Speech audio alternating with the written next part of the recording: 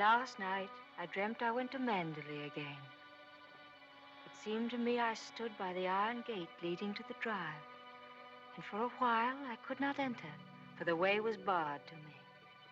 Then, like all dreamers, I was possessed of a sudden with supernatural powers and passed like a spirit through the barrier before me. The drive wound away in front of me, twisting and turning as it had always done. But as I advanced, I was aware that a change had come upon it. Nature had come into her own again, and little by little had encroached upon the drive with long, tenacious fingers. On and on wound the poor thread that had once been our drive. And finally, there was Mandalay. Mandalay, secretive and silent. Time could not mar the perfect symmetry of those walls. Moonlight can play odd tricks upon the fancy, and suddenly it seemed to me that light came from the windows. And then a cloud came upon the moon and hovered an instant like a dark hand before a face. The illusion went with it. I looked upon a desolate shell with no whisper of the past about its staring walls. We can never go back to Mandalay again. That much is certain. But sometimes, in my dreams, I do go back to the strange days of my life, which began for me in the south of France.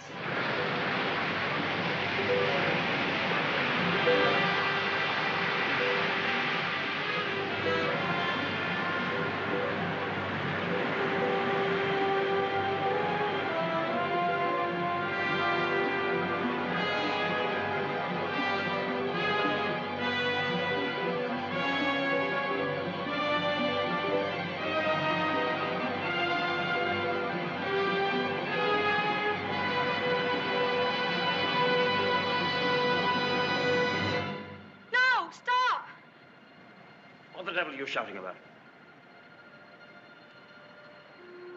Who are you? What are you staring at? I'm sorry, I didn't mean to stare, but I only thought... Oh, you did it. Well, what are you doing here? I was only walking. Well, get on with your walking. Don't hang about here screaming.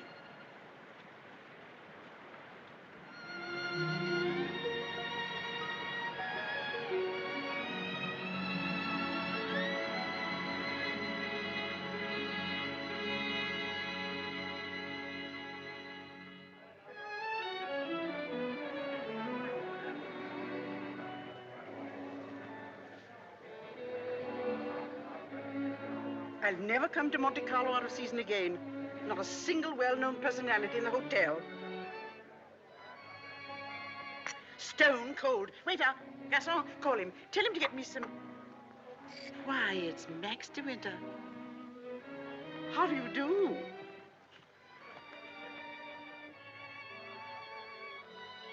How do you do? I'm Edith Van Hopper. It's so nice to run into you here, just when I was beginning to despair of finding any old friends here in Monte. But do sit down and have some coffee. Mr. de Winter's having some coffee with me. Go and ask the stupid waiter for another cup. I'm afraid I must contradict you. You shall both have coffee with me. Garçon, give me some coffee, please. Cigarette? No, thank you. You know, I recognized you just as soon as you came in, though I haven't seen you since that night at the casino at Palm Beach. Perhaps you don't remember an old woman like me. Are you playing the tables much here at Monte? No, I'm afraid that sort of thing ceased to amuse me years ago. I can well understand that. As for me, if I had a home like Mandalay, I should certainly never come to Monte. I hear it's one of the biggest places in that part of the country, and you just can't beat it for beauty. What do you think of Monte Carlo? Or don't you think of it at all? Oh, well, I think it's rather artificial. She's spoiled, Mr. de Winter. That's her trouble. Most girls will give their eyes for a chance to see Monte. Wouldn't that rather defeat the purpose? Now that we've found each other again, I hope I shall see something of you. You must come and have a drink in my suite. I hope they've given you a good room. The place is empty, so if you're uncomfortable, mind you make a fuss. Your valet is unpacked for you, I suppose. I'm afraid I don't possess one. Perhaps you'd like to do it for me. Well, I hardly think... perhaps you could make yourself useful to Mr. DeWitt if he wants anything done. You're a capable child in many ways. That's a charming suggestion, but I'm afraid I cling to the old motto. He travels fastest who travels alone. Perhaps you've not heard of it. Good night. What do you make of that? Do you suppose that sudden departure was intended to be funny? Come, don't sit there gawking. Let's go upstairs. Have you got the key? Yes, Mrs. Van Hopper. I remember when I was younger, there was a well-known writer who used to dart down the back way whenever he saw me coming. I suppose he was in love with me and wasn't quite sure of himself. Well, c'est la vie. By the way, my dear, don't think that I mean to be unkind, but you were just a teeny-weeny bit forward with Mr. De Winter. Your effort to enter the conversation quite embarrassed me, and I'm sure it did him. Men loathe that sort of thing. Oh, come, don't sulk. After all, I am responsible for your behavior here. Perhaps he didn't notice it. Poor thing. I suppose he just can't get over his wife's death. They say he simply adored her.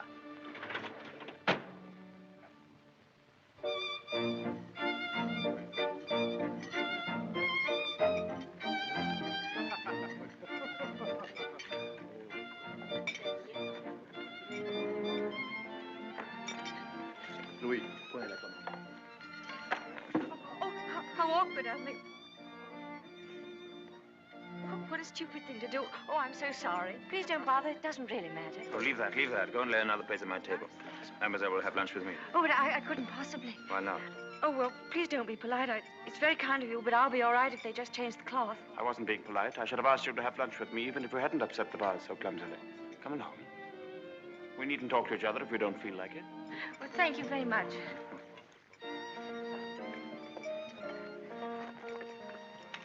Oh, I'll just have some scrambled eggs. Oui, mademoiselle. What's happened to your friend? Oh, she's ill in bed with a cold. I'm sorry I was so rude to you yesterday. The only excuse I can offer is that I've become boorish through living alone. You weren't really. You simply wanted to be alone and... Tell me, is Mrs. Van Hopper a friend of yours or just a relation? No, she's my employer. I'm what is known as a paid companion. I didn't know companionship could be bought. I looked up the word companion in the dictionary once. It said, a friend of the bosom. I don't envy you the privilege. Well, she's very kind, really, and I have to earn my living. Haven't you any family? No, my mother died years and years ago, and then there was only my father, and he died last summer. And then I took this job. How rotten for you. Yes, it was rather, because, you see, we got on so well together. You and your father? Yes, he was a lovely person, very unusual. What was he? A painter. Ah, was he a good one? Well, I thought so, but people didn't understand him. That's often the trouble. He painted trees. At least it was one tree. You mean he painted the same tree over and over again? Yes, you see, he had a theory that if you should find one perfect thing or place or person, you should stick to it. Do you think that's very silly? Not at all. I'm a firm believer in that myself. And what did you find to do with yourself while he was painting his tree? Well, I sat with him and I sketched a little. I don't do it very well, though. Oh, you're going sketching this afternoon? Yes. Where? I haven't made up my mind. I'll drive you somewhere in the car. Oh, no, please, I didn't mean... Oh, nonsense. Finish up that mess and we'll get along. Thank you, it's very kind of you, but I'm not very hungry. Oh, come on, eat it up like a good girl.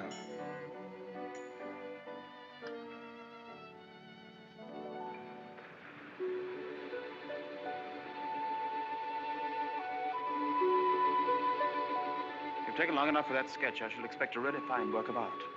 Oh, no, don't look at it. It's not nearly good enough. But it can't be as bad as all that. Now, don't rub it all out. Let me see it first.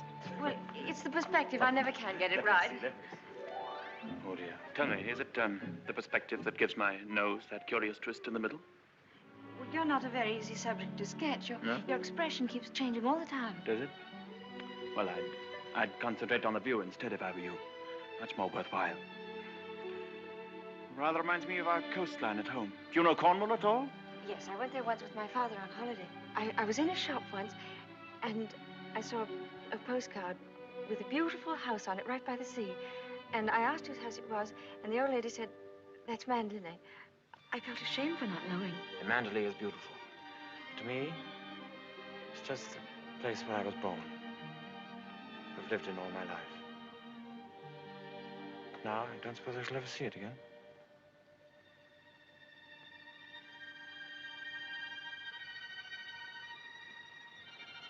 We're lucky not to be home during the bad weather, aren't we? I can't ever remember enjoying swimming in England till June, can you? The water's so warm here that I could stay in all day. There's a dangerous undertow, and there's a man drowned here last year. I never have any fear of drowning, have you?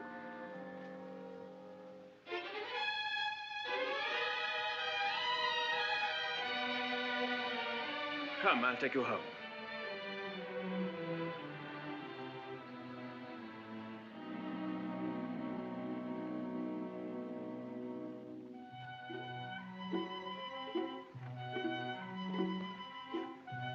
Oh, yes. I know Mr. DeWitt well. I knew his wife, too. Before she married, she was the beautiful Rebecca Hildreth, you know. She was drowned, poor dear, while she was sailing near Mandalay. He never talks about it, of course, but he's a broken man. I suppose I'd better have it. Wretched stuff. Give me a chocolate, quick. Oh, there you are. It's about time. Hurry up. I want to play some rummy.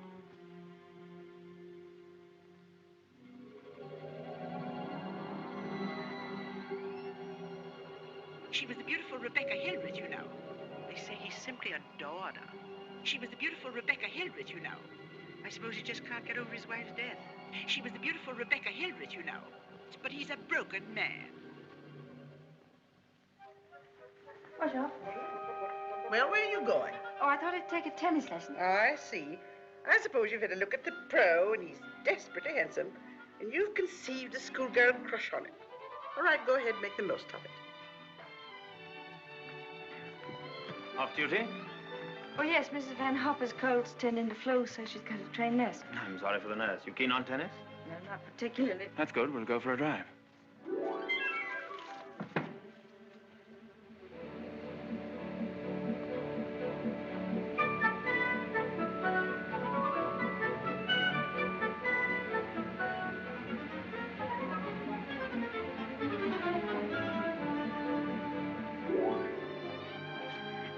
Good afternoon, Mrs. Van Hopper. How are you feeling?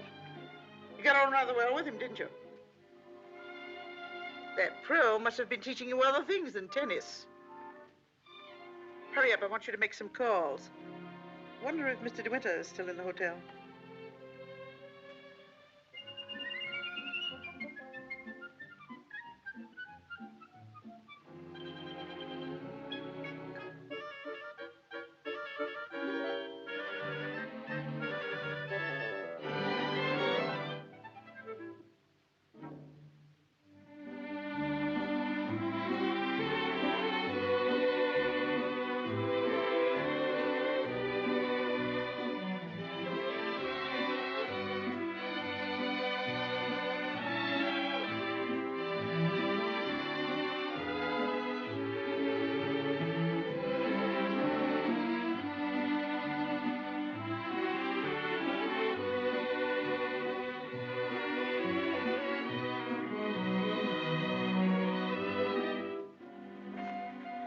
May I go now? For the number of lessons you've had, you ought to be ready for Wimbledon. But this will be your last, so make the most of it. Trouble is, with me laid up like this, you haven't had enough to do. But I'm getting rid of that nurse today, and from now on, you'll stick to your job. Yes, Mrs. Van Hopper. Nurse, Yes, Miss Van Hopper? are you absolutely sure you left those messages for Mr. De Winter? Why, yes, madame.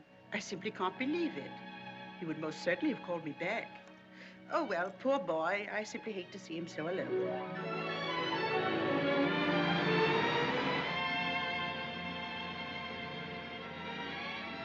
No, I wish there could be an invention that bottled up the memory like perfume, and it never faded, never got stale. And then whenever I wanted to, I could uncork the bottle and live the memory all over again. And what particular moment in your young life would you want to keep? Oh, all of them, all these last few days. I feel as though I'd collected a whole shelf full of bottles. Sometimes, you know, those little bottles contain demons that have a way of popping out at you just as you're trying most desperately to forget.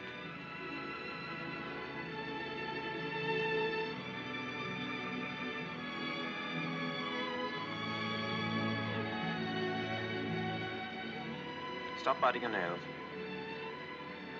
Oh, I wish I were a woman of 36, dressed in black satin with a string of pearls. You wouldn't be here with me if you were. Would you please tell me, Mr. De Winter, why you asked me to come out with you? Well, it's obvious that you want to be kind, but why do you choose me for your charity?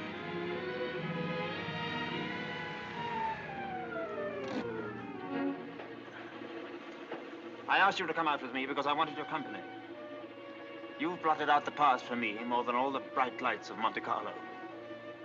But if you think I just asked you out of kindness or charity, you can leave the car now and find your own way home. Go on, open the door and get out.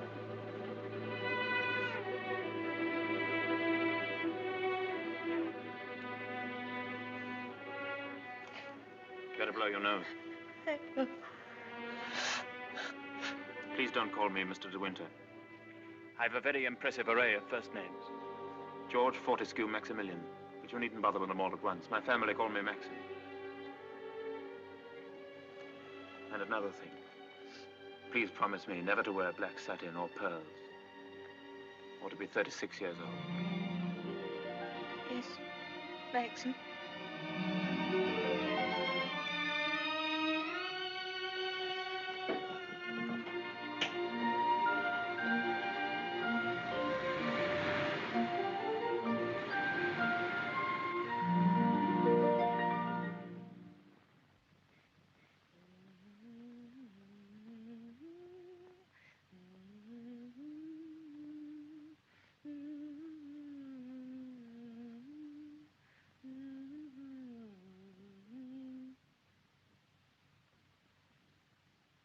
For the love of Pete, come here.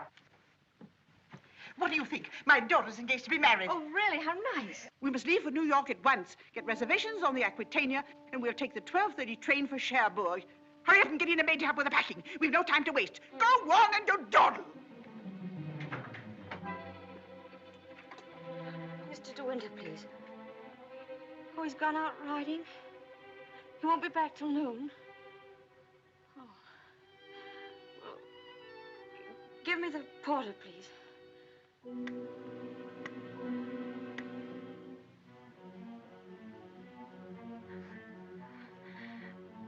I'll go and see if there's anything left in my room.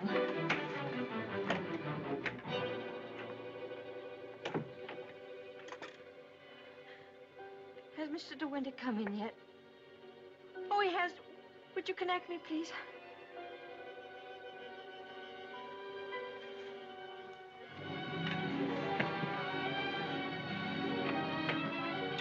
Oh, I was looking for my book. I suppose I've packed it. Well, come on. The car's waiting at the door.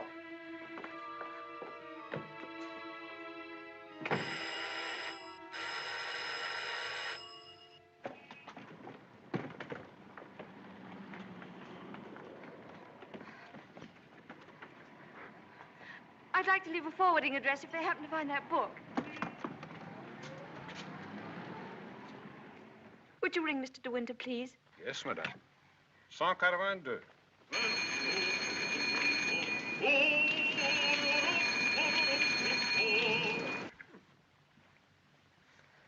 There isn't any answer. Thank you. Tell her to hurry up. Yes, madame. I was looking for Mr. De Winter. Mr. De Winter just ordered breakfast in his room, mademoiselle.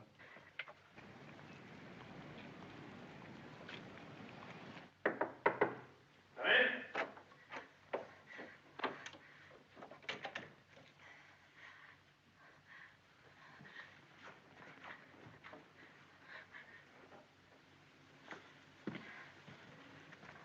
Hello. What are you doing here? Anything the matter? I've come to say goodbye. We're going away. What on earth are you talking about? It's true, we're going now, and I was afraid I wouldn't see you again.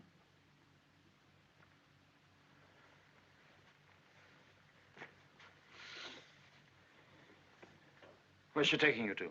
New York. I don't want to go. I shall hate it. I shall be miserable.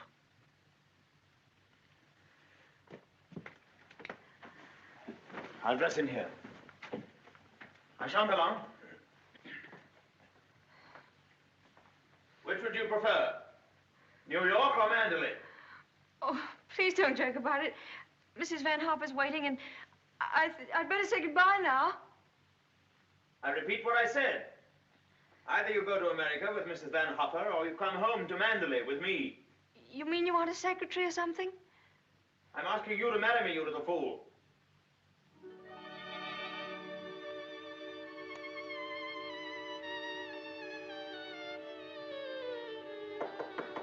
Come in.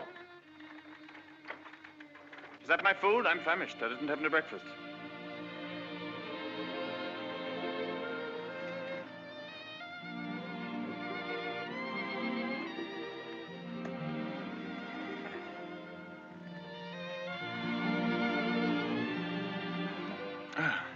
My suggestion didn't seem to go at all well. Sorry. Oh, but you don't understand. It's that well, I'm not the sort of person men marry. What on earth do you mean? I don't belong in your sort of world, for one thing. Well, what is my sort of world? Oh, well, Mandolin, you know what I mean. Well, I'm the best judge of whether you belong there or not. Of course, if you don't love me, that's a different thing.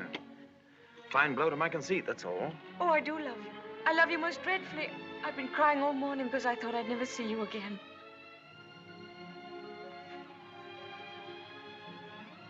Bless you for that. I'll remind you of this one day. You won't believe me. It's a pity you have to grow up. Oh, now that's settled. You may pour me out some coffee. 2 lumps of sugar and some milk, please. Same with my tea, don't forget. Who's going to break the news to Mrs. Van Hopper? Shall you or shall I? Oh, you tell it. She'll be so angry. What's the number of her room? Oh, she's not there. She's downstairs in the car. Hello? Give me the date, please.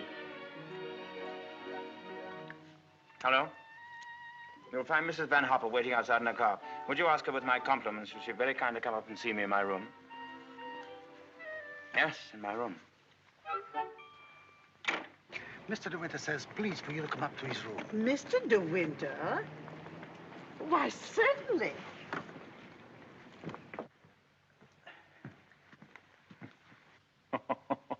This isn't at all your idea of a proposal, is it? It should be in a conservatory.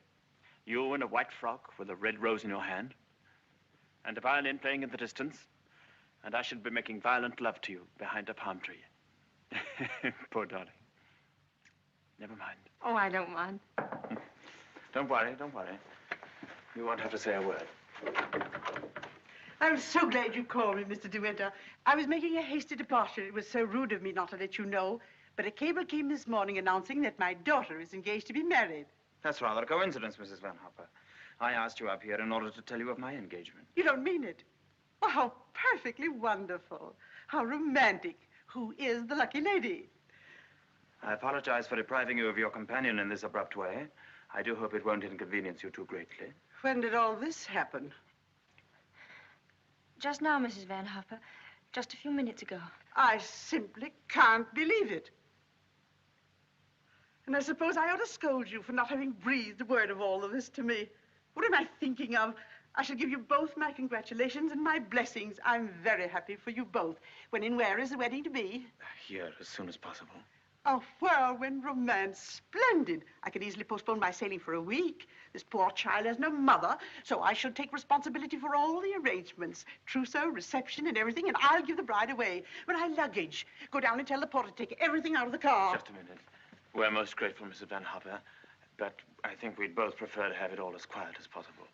And I couldn't possibly allow you to change your sailing plans. Oh, but... No. Dear, I'll go down and see that your luggage is brought back. Thank you, Max. So this is what's been happening during my illness. Tennis lessons, my foot. I suppose I have to hand it to you for a fast worker. How did you manage it? Still waters certainly run deep. Tell me, have you been doing anything you shouldn't? I don't know what you mean. Oh, well, never mind. I always did say that Englishmen have strange tastes. But you certainly have your work cut out as mistress of Mandalay. To be perfectly frank with you, my dear, I can't see you doing it. You haven't the experience. You haven't the faintest idea of what it means to be a great lady. Of course, you know why he's marrying you, don't you? You haven't flattered yourself that he's in love with you. Fact is, that empty house got on his nerves to such an extent, he nearly went off his head. He just couldn't go on living alone. You better leave, Mrs. Van Hopper. You'll miss your train.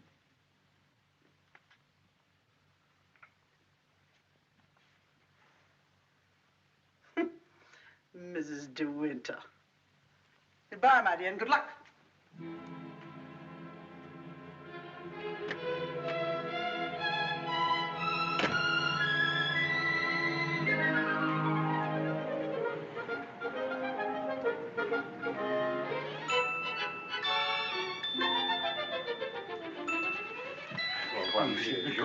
Merci.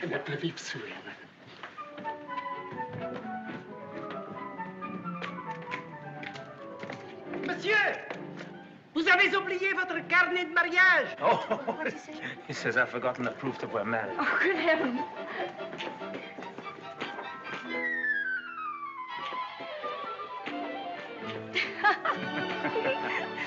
Ah, somebody else had the same idea.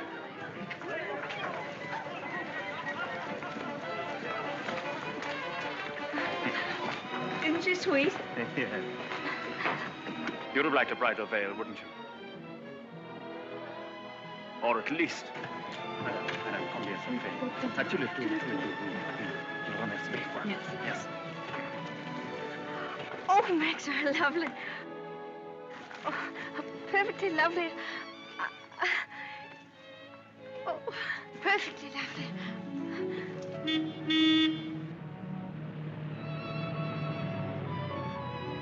Welcome home, Mr. De Winter. Thank you, Smith.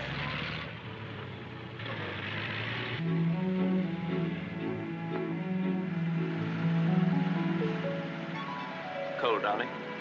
Yes, just a little bit. There's no need to be frightened, you know. Just be yourself and they'll all adore you.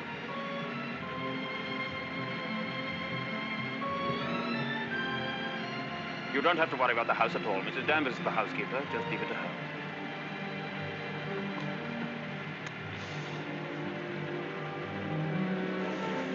Hello. Starting to rain. Better hurry up. Here, have this. Put it over your head. Thank you.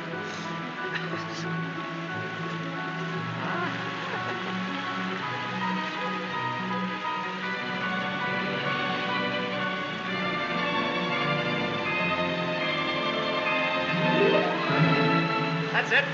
That's Manderley.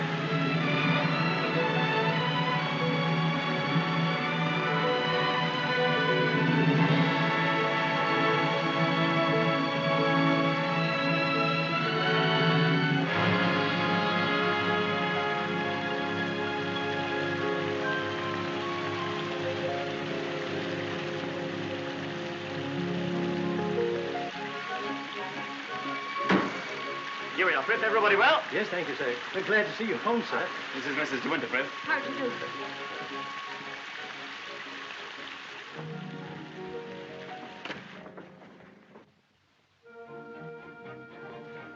Oh, I didn't expect the whole staff to be in attendance. Mr. Danvers' orders, sir. Oh, sorry about this. Won't take long.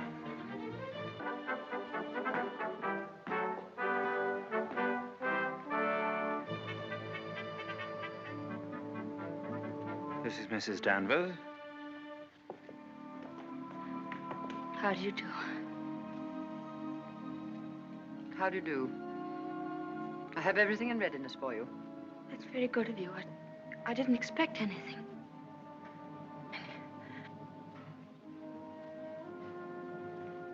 I think we'd like some tea, Frith. Ready in the library, sir. Come along, darling.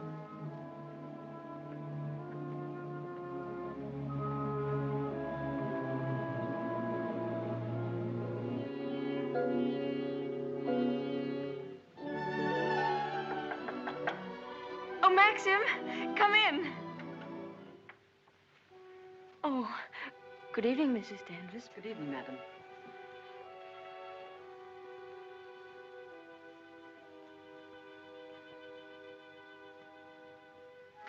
I hope Alice was satisfactory, madam. Oh, yes, thank you. Perfectly. She's the parlor maid. She'll have to look after you until your own maid arrives. Oh, but I haven't a maid. I'm sure Alice will do very nicely. I'm afraid that would not do for very long, madam. It's usual for ladies in your position to have a personal maid. I hope you approve the new decoration of these rooms, madam. Oh, I didn't know it'd been changed. I hope you haven't been to too much trouble.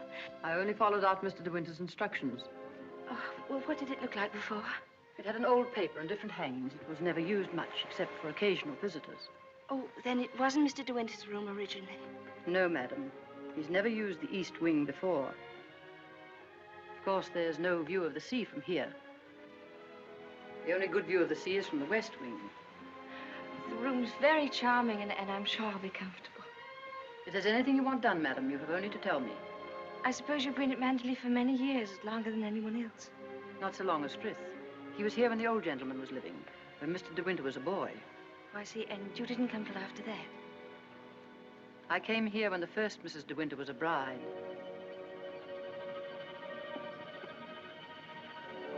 Mrs. Danvers, I do hope we'll be friends.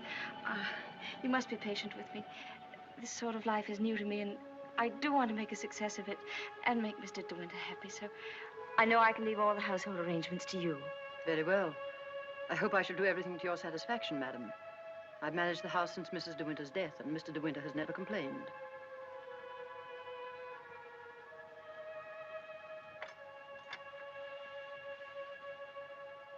I think I'll go downstairs now.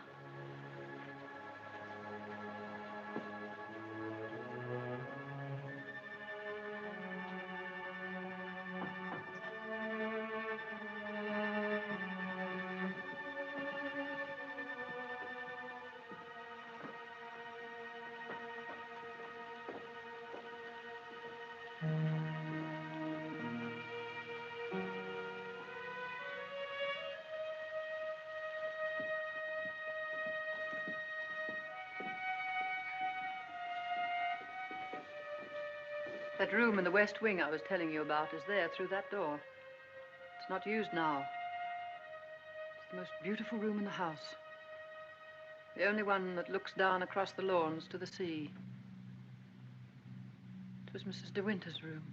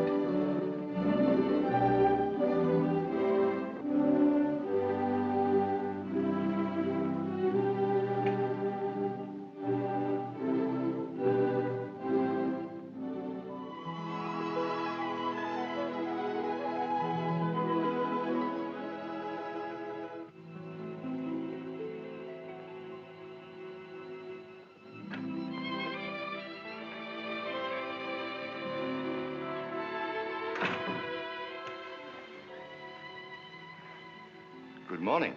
Good morning. You're Mrs. De Winter, aren't you? Yes. My name's Crawley. I manage the estate for Maxim. Awfully glad to meet you. There's a fearful lot of stuff piled up while Maxim was away. Yes, I'm sure there must have been. I do wish I could help with some of it. Oh, no. Frank never allows anybody to help him. He's like an old mother hen with his bills and rents and taxes. Come on, Frank, we must go over these estimates. I'll get my papers. You'll find quantities of breakfast over there, but you must eat it all or cook will be mortally offended. Well, I'll do my best, Maxim. I have to go over the place with Frank just to make sure that he hasn't lost any of it. You'll be all right, won't you? Mm-hmm. Getting acquainted with your new home. Have a look at the Times. There's a thrilling article on what's the matter with English cricket. Oh, yes. My sister Beatrice and her husband, Giles Lacey, have invited themselves over for lunch. Today? Yes. I suppose the old girl can't wait to look you over. You'll find her very direct. If she doesn't like you, she'll probably tell you so to your face. Don't worry, darling. I'll be back in time to protect you from her. Goodbye, darling. Goodbye, Maxim. Goodbye. Goodbye.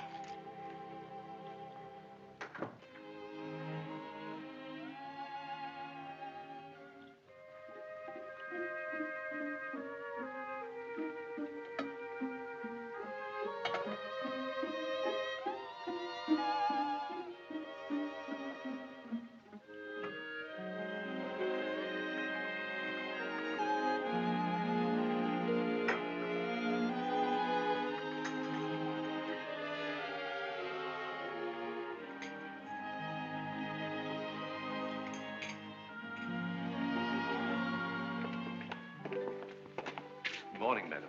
Good morning, Frith.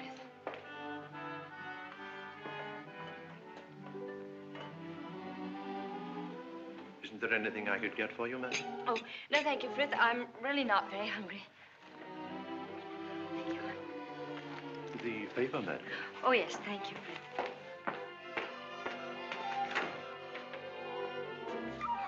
Madam. I slipped. Oh, thank you, Frith.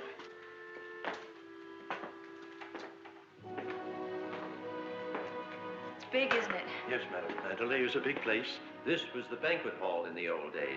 It is still used on great occasions, such as a big dinner or a ball. And the public is admitted here, you know, once a week. That's nice.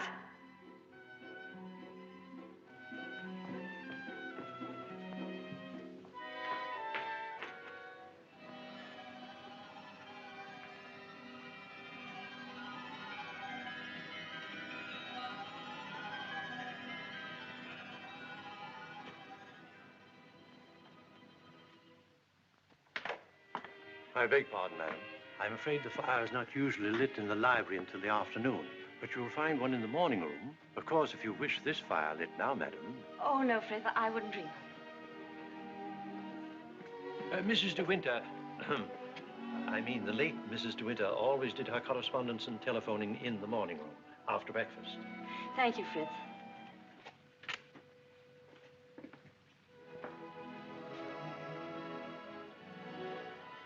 Is anything wrong, madam? Oh, no. Which way is the morning room? Oh, it's that door there, on the left. Oh, yes, thank you.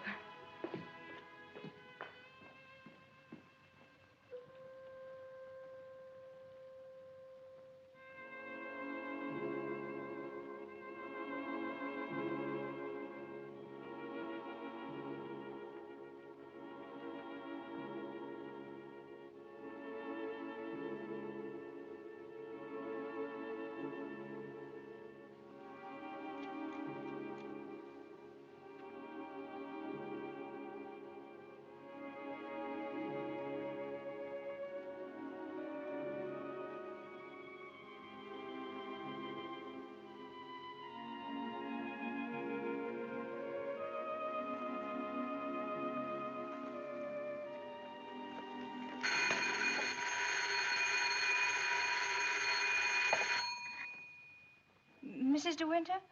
Oh, I'm afraid you've made a mistake. Mrs. De Winter's been dead for over a year. Oh, I mean... Oh. That was the house telephone, madam.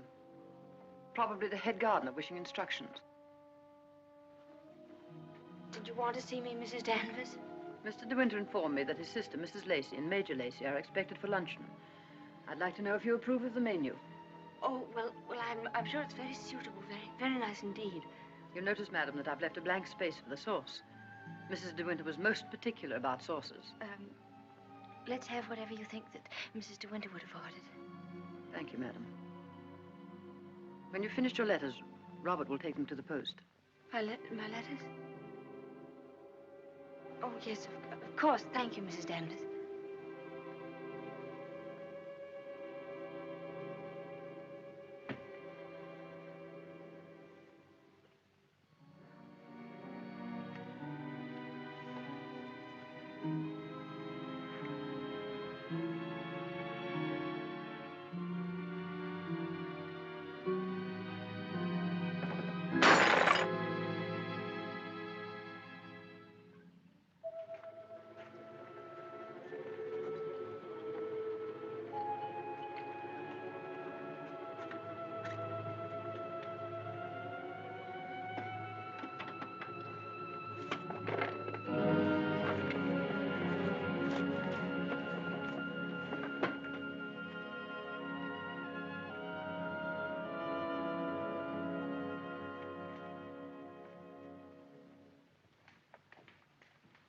How are you, Frith?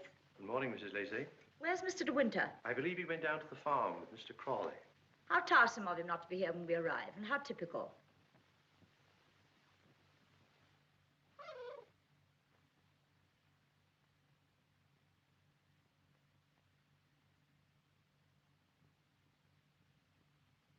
I must say old Danvers keeps the house looking lovely. She certainly learned that trick of arranging flowers from Rebecca. I wonder how she likes it now, being ordered about by an ex-chorus girl.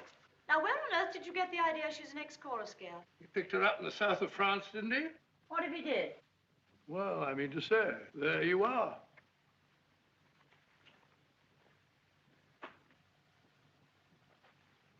How do you do? I'm Maxim's wife. How do you do? Well, I must say you're quite different from what I expected. Oh, but Cecilia, she's exactly what I told you she'd be. Well, how do you like Mandela? Very beautiful, isn't it? And how do you get along with Mrs. Danvers? Well, I've never met anyone quite like her before. You mean she scares you? She's not exactly an oil painting, is she? Giles, you're very much in the way here. Go somewhere else. Well, I'll try and find Maxim, shall I? Giles? I didn't mean to say anything against Mrs. Danvers. Oh, there's no need for you to be frightened of her. But I shouldn't have any more to do with her than you can help. Shall we sit down? Oh, yes, please. You see, she's bound to be insanely jealous at first. And she must resent you bitterly. Why should she? Don't you know? I should have thought Maxine would have told you. She simply adored Rebecca.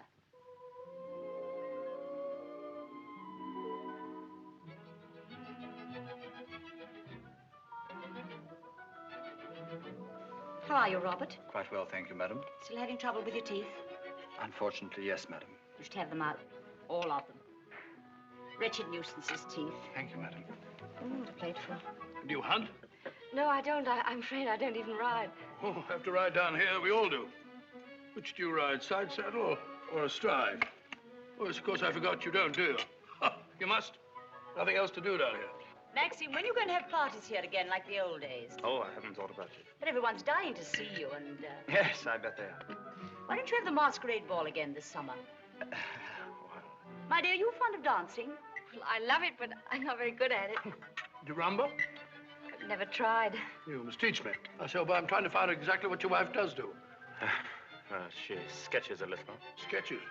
Well, not this modern stuff, I hope. You know, portrait of a lampshade upside down to represent a soul in torment. Don't sail, do you? No, I don't. Thank goodness for that. Huh?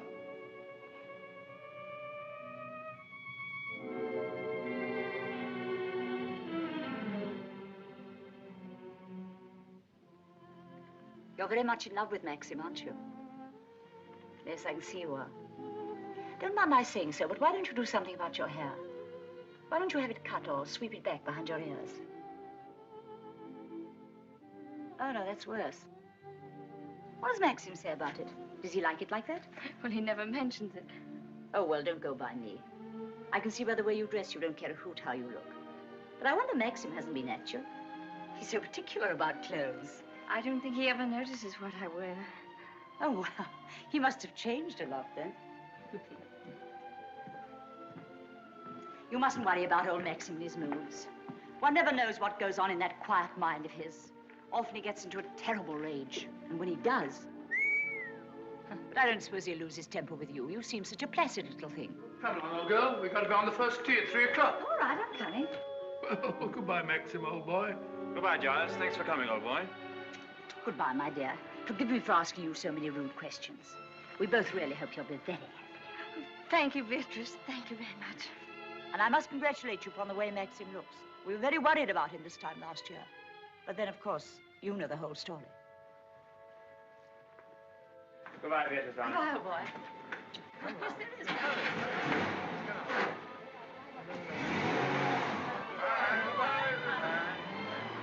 Well, thank heavens they've gone.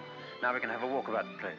Looks as though we might have a shower, but you won't mind that, will you? No, but wait a minute. I'll go upstairs and get a coat. There's a heap of mackintoshes in the flower room. Robert, run and get a coat from the flower room for Mrs. De Winter, will you? What do you think of Beatrice? Oh, I liked her very much, but she kept saying that I was quite different from what she expected. What the devil did she expect?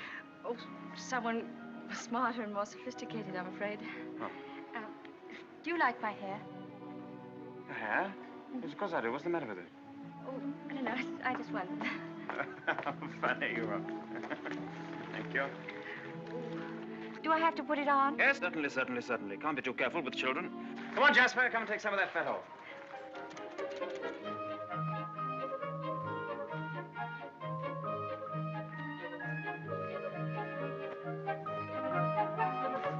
Jasper!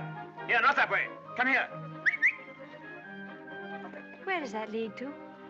Oh, it leads to a little cove where we used to keep a boat. Oh, let's go down there. Well, no, it's a perfectly dull, uninteresting stretch of sand, just like any other. Oh, please.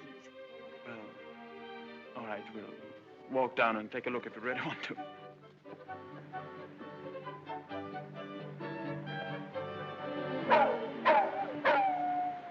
That's Jasper.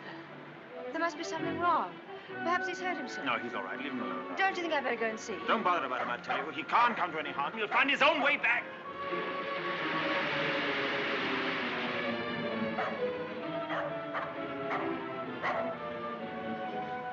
Jasper! Jasper! Oh, there you are.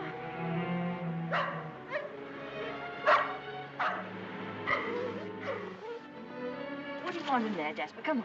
Come on. Let's go home. Jasper!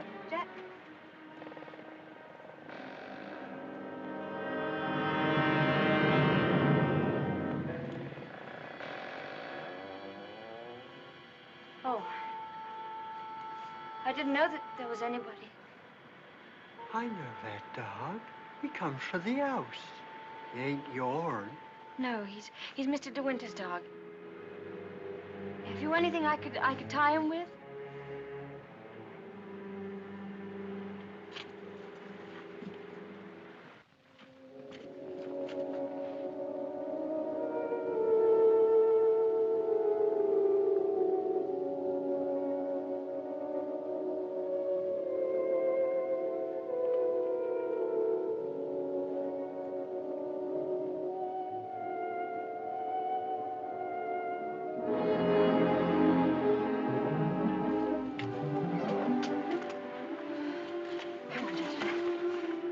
Tell anyone you saw me in there, will you? Don't you belong on the estate? I wasn't doing nothing. I was just putting my shells away. She's gone in the sea, ain't she? She'll never come back no more. No, she'll never come back. Come on, Jasper.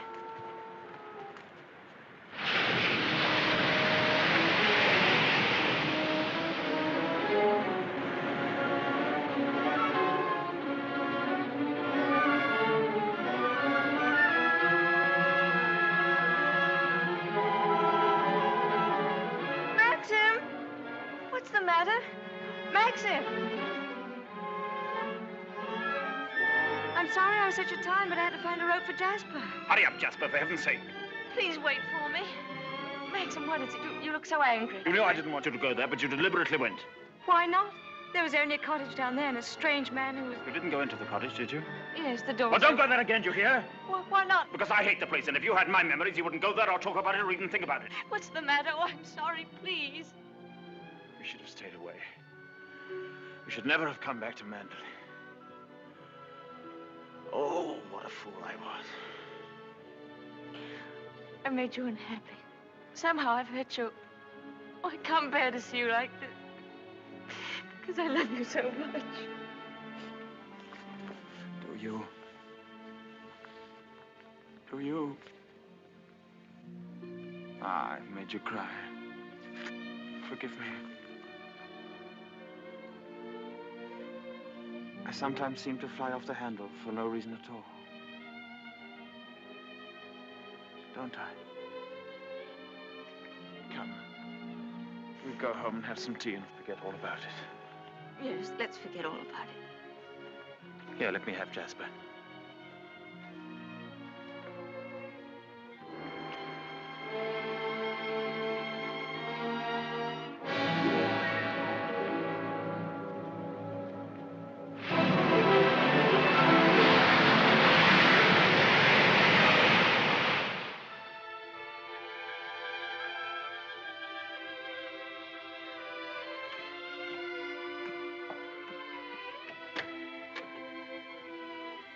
Hello, come in. Oh, please don't get up, Mr. Crawley. I was just wondering if you meant what you said the other day about showing me the run of things. Of course I did. What are you doing now? Notifying all the tenants that in celebration of Maxim's return with his bride, this week's rent will be free. Oh, was that Maxim's idea? Oh, yes. All the servants get an extra week's wages, too. Oh, he didn't tell me. Can't I help you? I could at least lick the stamps. Well, that's terribly nice of you. Won't you sit down? Oh, yes, thank you.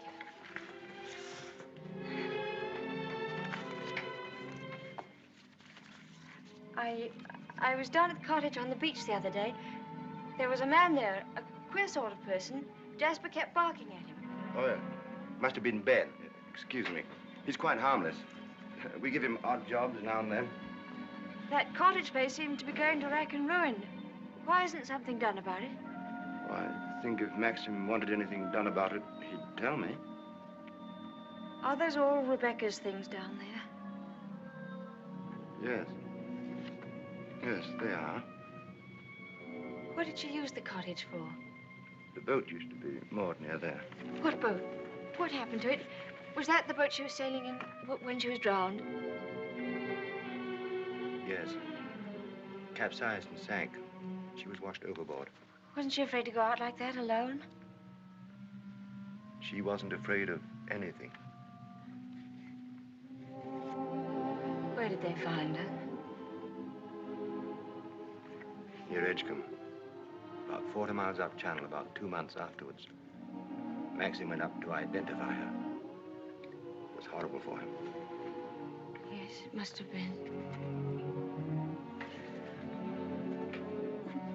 Mr. Crawley, please don't think me morbidly curious. It isn't that. It's just that I feel at such a disadvantage. All the time, whenever I meet anyone, Maxim's sister or even the servants, I know they're all thinking the same thing. They're all comparing me with her, with Rebecca. Oh, you mustn't think that. I can't tell you how glad I am that you married Maxim. It's going to make all the difference to his life. And from my point of view, it's very refreshing to find someone like yourself who's not entirely in tune, shall we say, with Manderley. That's very sweet of you. I dare say I've been stupid, but every day I realize the things that she had and that I lacked. Beauty and wit and intelligence and all the things that are so important in a woman. Well, you have qualities that are just as important. More important, if I may say so. Kindness and sincerity and, if you'll forgive me, modesty mean more to a husband than all the wit and beauty in the world. We none of us want to live in the past. Maxim least of all.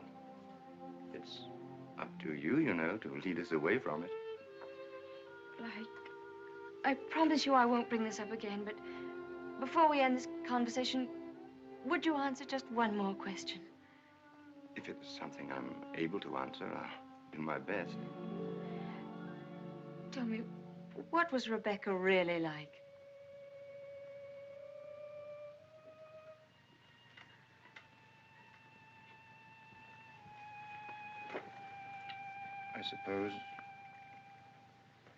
I suppose she was the most beautiful creature I ever saw.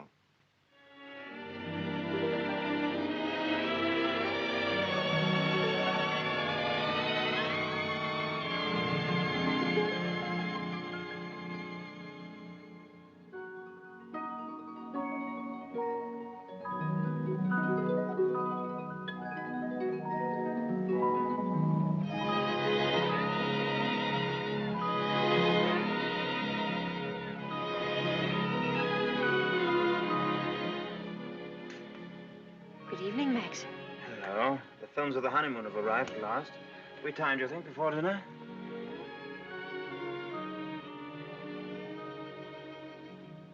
What on earth have you done to yourself?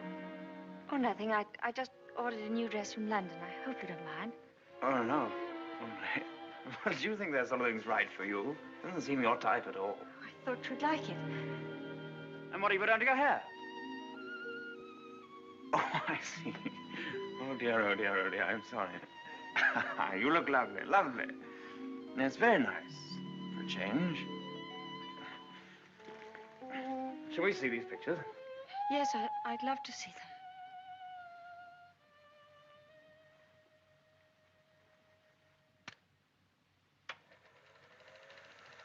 Ah, look now.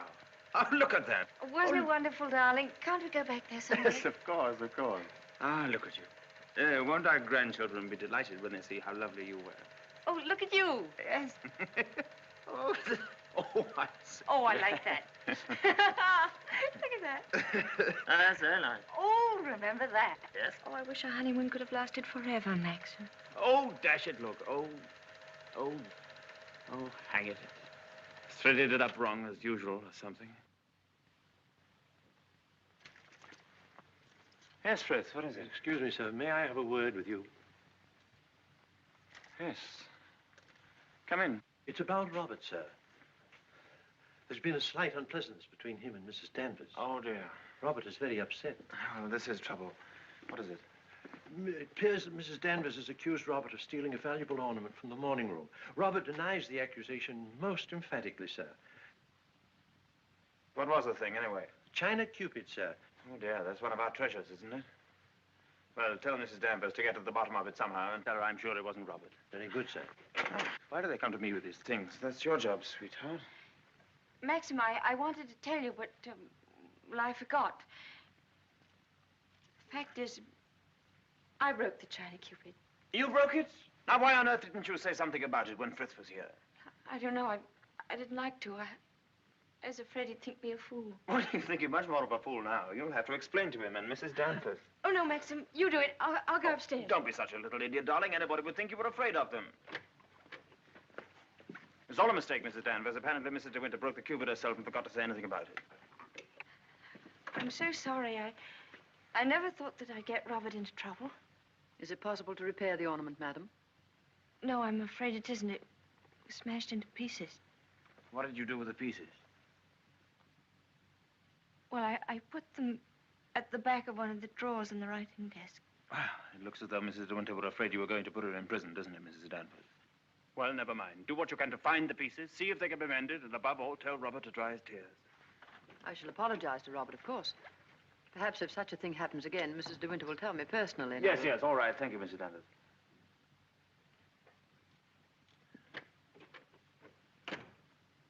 Well, I suppose that clip will hold all right. I don't know.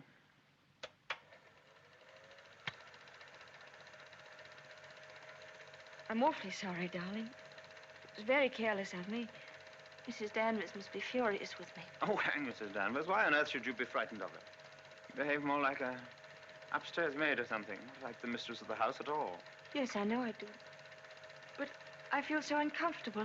I try my best every day, but it's very difficult with people looking me up and down as if I were a prize cow. Well, what does it matter if they do? You must remember that life at Mandeville is the only thing that interests anybody down here. What a slap in the eye I must have been to them then. I suppose that's why you married me. Because you knew I was dull and gauche and inexperienced, and there could never be any gossip about me. Gossip? What do you mean? I don't know. I just said it for something to say. Don't look at me like that. Maxim, what's the matter? What have I said?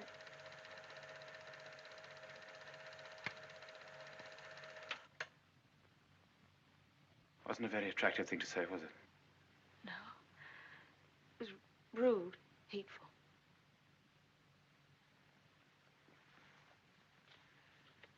I wonder if I did a very selfish thing in marrying you. How do you mean? I'm not much of a companion to you, am I? You don't get much fun, do you? You ought to have married a boy. Someone of your own age. Maxim, why do you say this? Of course we're companions. Are we? I don't know. I'm very difficult to live with. No, you're not difficult. You're easy, very easy. Our marriage is a success, isn't it? A great success. We're happy, aren't we? Terribly happy.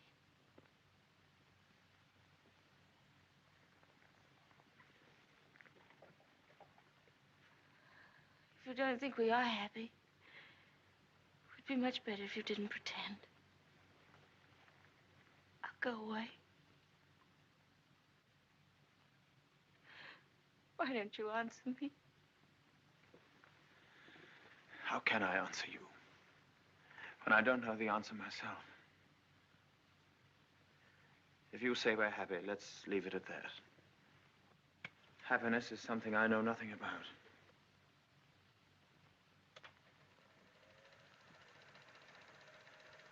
Oh, look. There's the one when I left the camera running on the tripod, remember?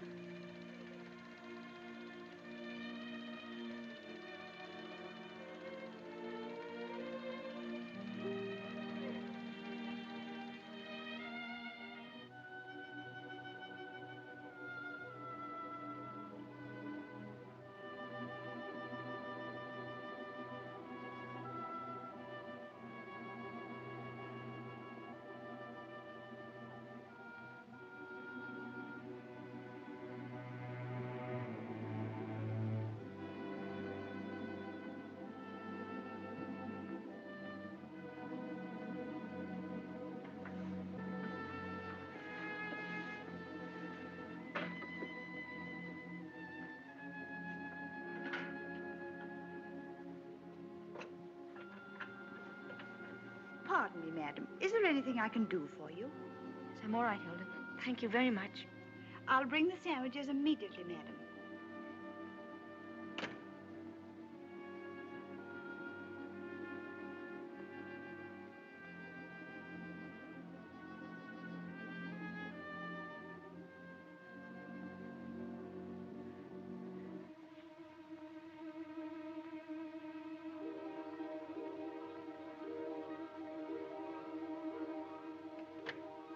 Hilda, Yes, madam? the West Wing.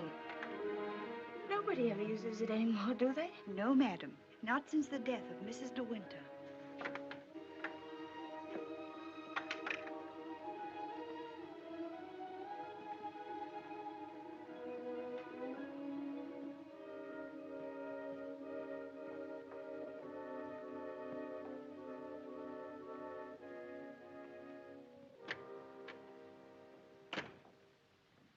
Come along, Mr. Jack, or someone may see you.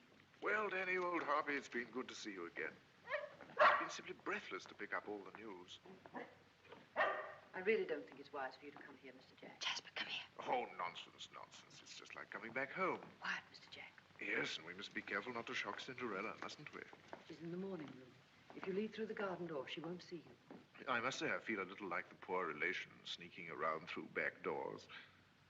Well, toodaloo, Danny. Goodbye, Mr. Jack. And please be careful.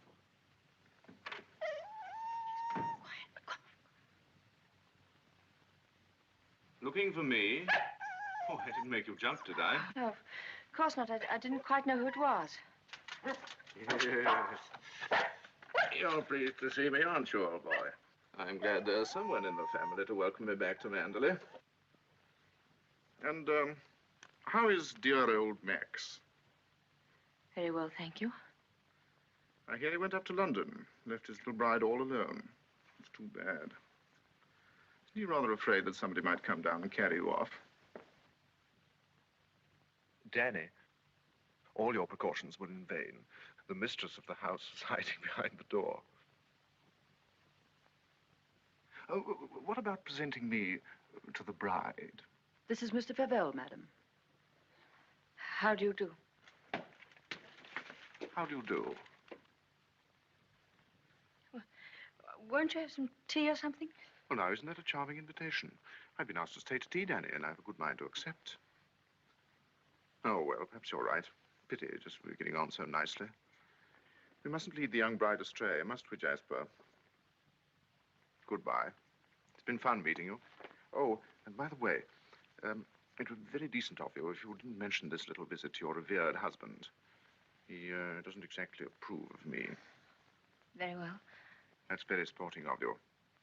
I wish I had a young bride of 3 months waiting for me at home. I'm just a lonely old bachelor. Fare thee well. Oh, and I know what was wrong with that introduction. Danny didn't tell you, did she? I'm Rebecca's favorite cousin. Toodaloo.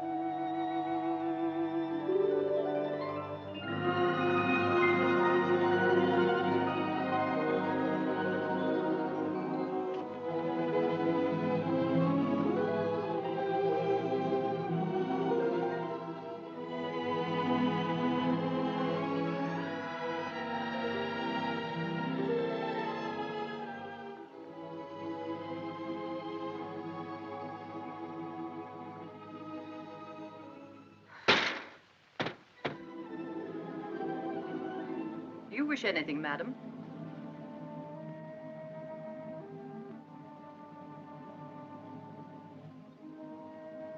I didn't expect to see you, Mrs. Danvers. I noticed that the window wasn't closed, and I came up to see if I could fasten it. Why did you say that? I closed it before I left the room. You opened it yourself, didn't you? You've always wanted to see this room, haven't you, madam? Why did you never ask me to show it to you? I was ready to show it to you every day.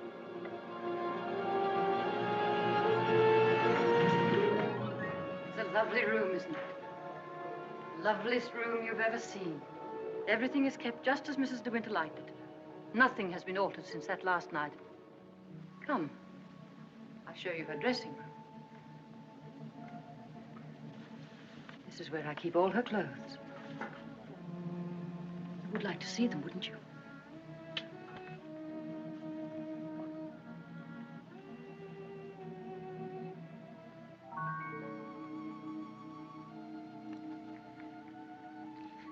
Feel this. It was a Christmas present from Mr. De Winter. He was always giving her expensive gifts the whole year round. I keep her underwear on this side. They were made specially for her by the nuns in the convent of St. Clair. I always used to wait up for her, no matter how late.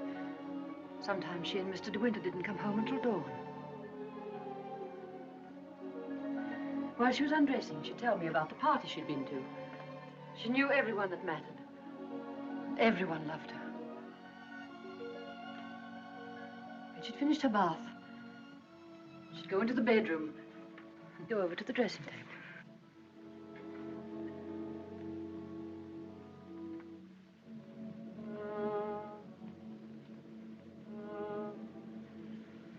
Oh, you've moved her brush, haven't you? There, that's better. Just as she always laid it down. Come on, Danny. Hair drill, she would say. I'd stand behind her like this and brush away for 20 minutes at a time. And then she would say, "Good night, Danny," and step into her bed.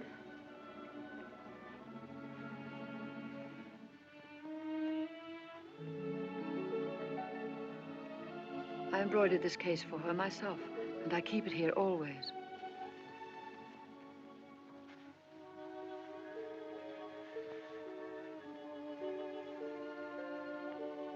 Did you ever see anything so delicate?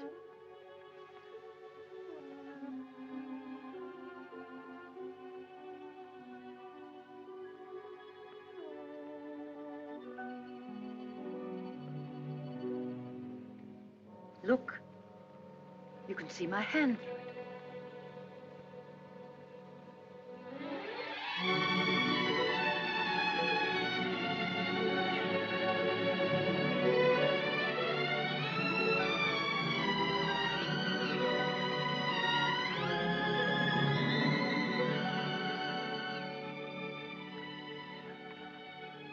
You wouldn't think she'd been gone so long, would you? Sometimes when I walk along the corridor, I fancy I hear her just behind me. That quick, light step. I couldn't mistake it anywhere. It's not only in this room. It's in all the rooms in the house. I can almost hear it now. Do you think the dead come back and watch the living?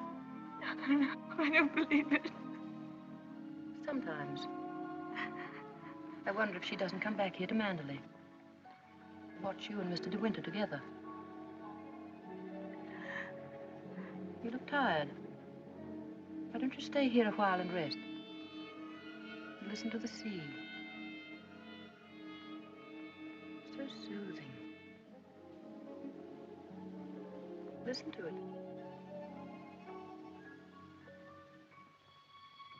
Listen. Listen to the sea.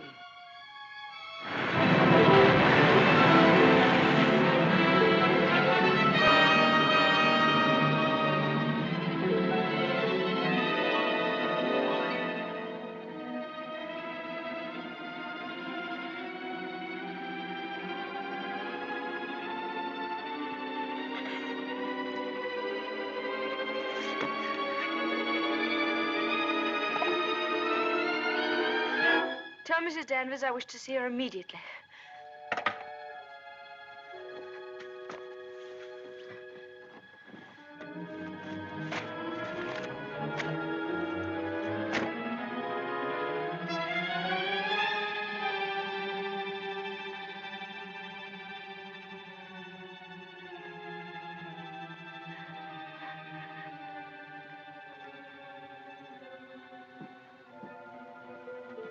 You sent for me, madam? Yes, Mrs. Danvers. I want you to get rid of all these things. These are Mrs. De Winter's things. I am Mrs. De Winter now. Very well, I'll give the instructions. Just a moment, please. Mrs. Danvers, I intend to say nothing to Mr. De Winter about Mr. Favel's visit. In fact, I prefer to forget everything that happened this afternoon.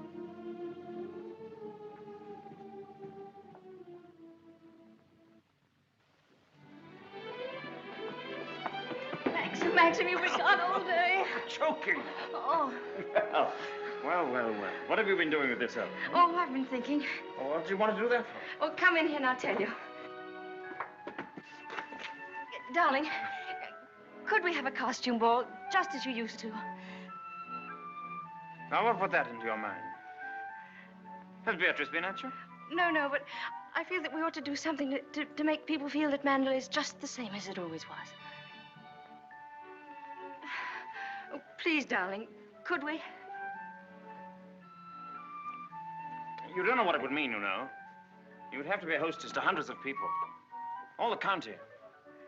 And a lot of young people will come up from London and turn the house into a nightclub. Oh, yes, but I want to. Oh, please. I've never been to a large party, but I could learn what to do, and I promise you, you wouldn't be ashamed of me.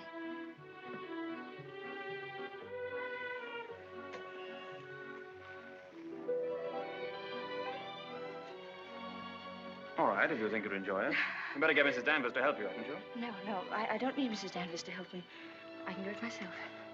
Oh, all right, my sweet. Oh, thank you, darling. Thank you. Well, what'll you go as? Oh, I never dress up. That's the one privilege I claim as the host. What will you be, Alice in Wonderland with that ribbon around your hair? No, I won't tell you. I'll design a costume all by myself and give you the surprise of your life.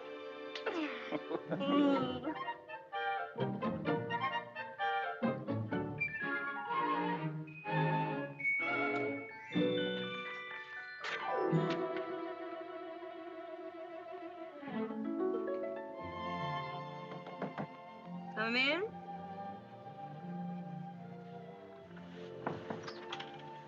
Robert found these sketches in the library, madam. Did you intend throwing them away? Yes, Mrs. Danvers, I did. They were just some ideas I was sketching for my costume for the ball. Hasn't Mr. De Winter suggested anything? No, I want to surprise him. I don't want him to know anything about it. I merely thought that you might find a costume among the family portraits that would suit you. Oh, you mean those at the top of the stairs? I'll go and look at them.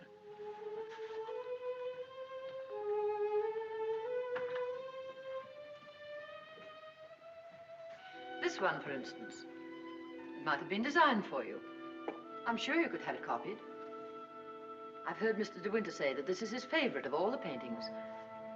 It's Lady Caroline De Winter, one of his ancestors. Oh, well, that's a splendid idea, Mrs. Danvers. I'm very grateful.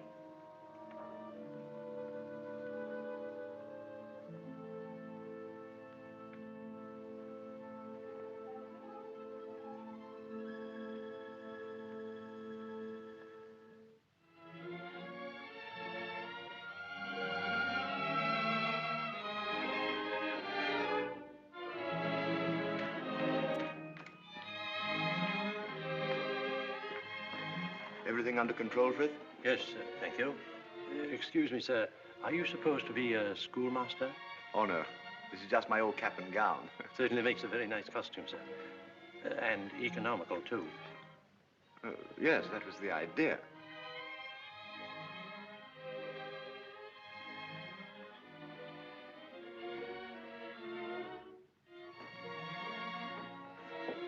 Evening, Robert. Not very good weather for the ball. No, sir. Very misty on the way, and very chilly. Oh, this wig's so tight they ought to have sent an aspirin with it. Hello. Oh. What's the idea, Adam and Eve? Oh, Maxim, don't be disgusting. Strong man, old man. Oh. Where's my weight thing? What thing? You haven't left it in the car, have you? Oh. Oh, there it is.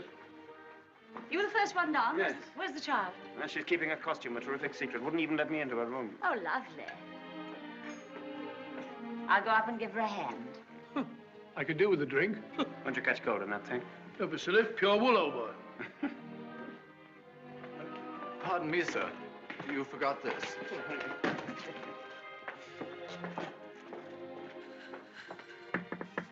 Here I am, dear. It's Bee. I've come to give you a hand. Oh, please don't come in, Beatrice. I don't want anyone to see my costume.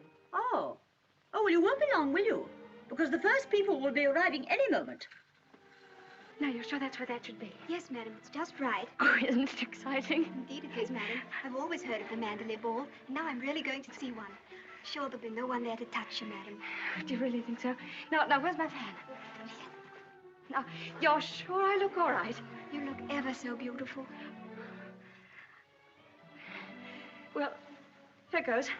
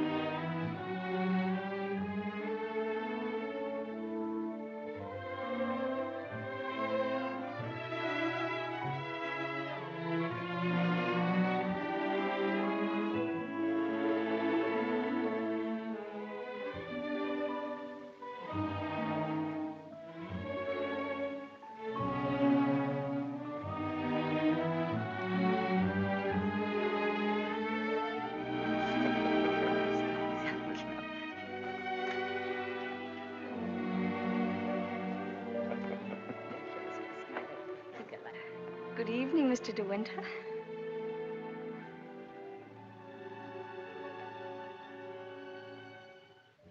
What the devil do you think you're doing? But it's the picture, the one in the gallery. What is it? What have I done? Go and take it off. Doesn't matter what you put on, anything will do. What are you standing there for? Didn't you hear what I said? Sir George and Lady Moore. Dudley Tennant, Admiral and Lady Burbank.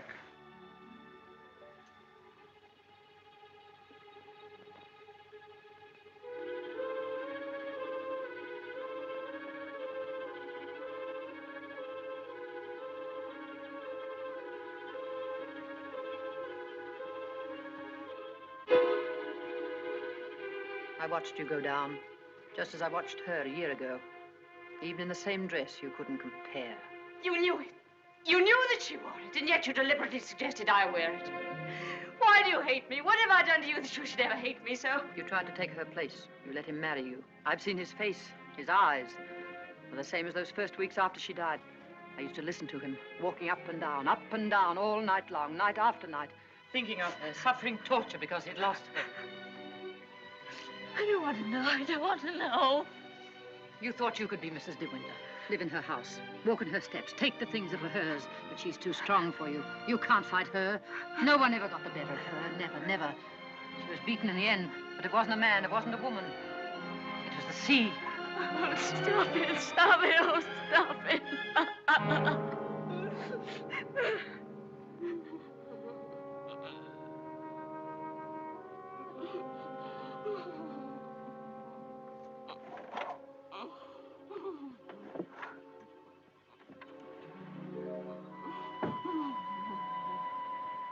You're overwrought, madam. I've opened a window for you. A little air will do you good.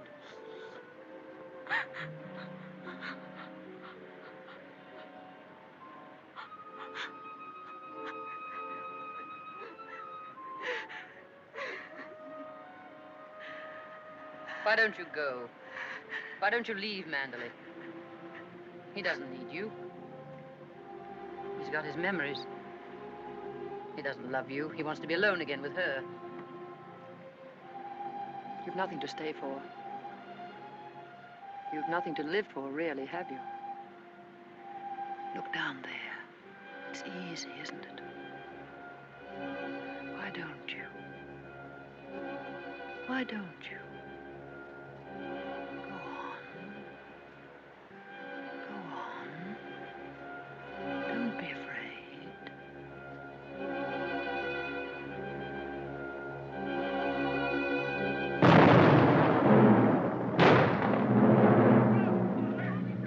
Shipwreck!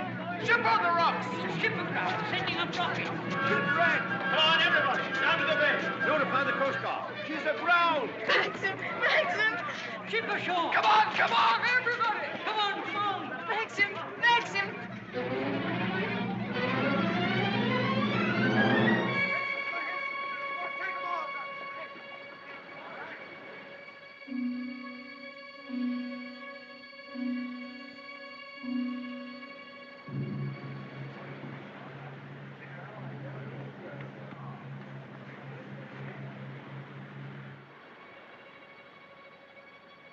Oh! Ben, have you seen Mr. De Winter anywhere? She won't come back, will she? You said so. Who, Ben? What do you mean? Ah, the other one.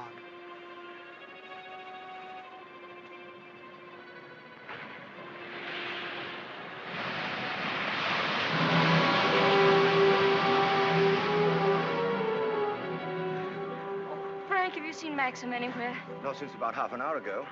I thought he'd gone up to the house. No, he hasn't been in the house at all, and I'm afraid something might have happened to him. Frank, what's the matter? Is anything wrong? There is something wrong. Well, the diver who went down to inspect the bottom of the ship came across the hull of another boat. A little sailboat. Frank, is it? Yes. It's Rebecca's. How did they recognize it? It was a local man. Knew it instantly. It'll be so hard on poor Maxim. Yes. It's going to bring it all back again. And worse than before. Why did they have to find it? Why couldn't they have left it there in peace at the bottom of the sea? Fine. Better get along and arrange some breakfast for the men.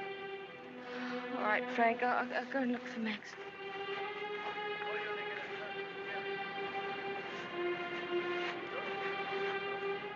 Headed for the reef. Runs out quite a way.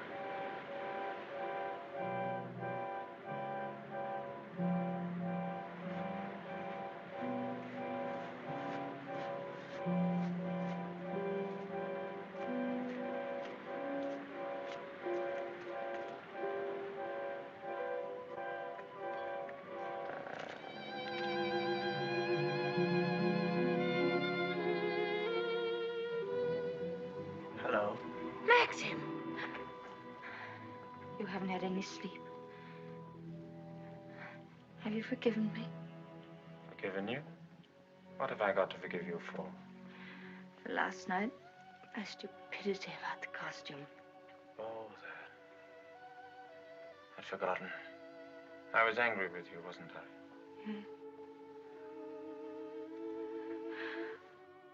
Maxim, can't we start all over again?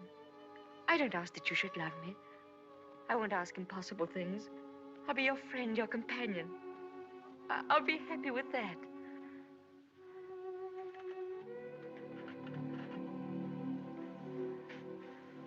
You love me very much, don't you?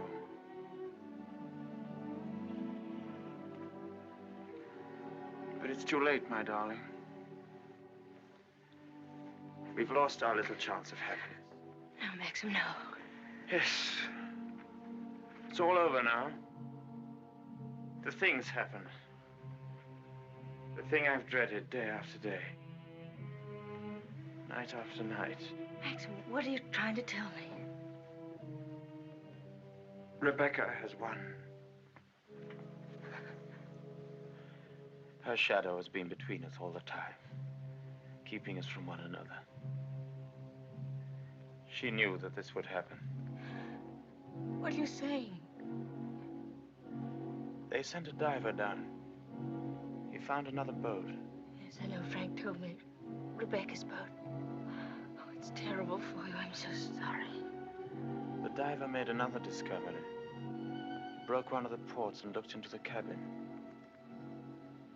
There was a body in there. She wasn't alone. There was someone sailing with her, and you have to find out who it was. That's it, isn't it, Maxim? You don't understand. There was no one with her. It's Rebecca's body lying there on the cabin floor. The woman that was washed up at Edgecombe. The woman that is now buried in the family crypt. That was not Rebecca. That was the body of some unknown woman. Unclaimed, belonging nowhere. I identified it, but I knew it wasn't Rebecca. It was all a lie. I knew where Rebecca's body was. Lying on that cabin floor on the bottom of the sea. How did you know, Max? Because I put it there.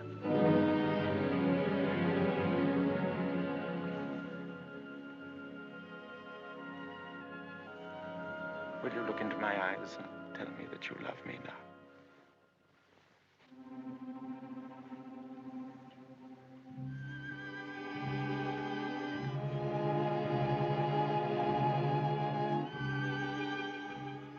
See? I was right. It's too late.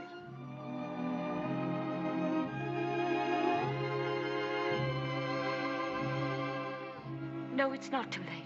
You're not to say that. I love you more than anything in the world. Oh, please, Maxim, kiss me, please. No. It's no use.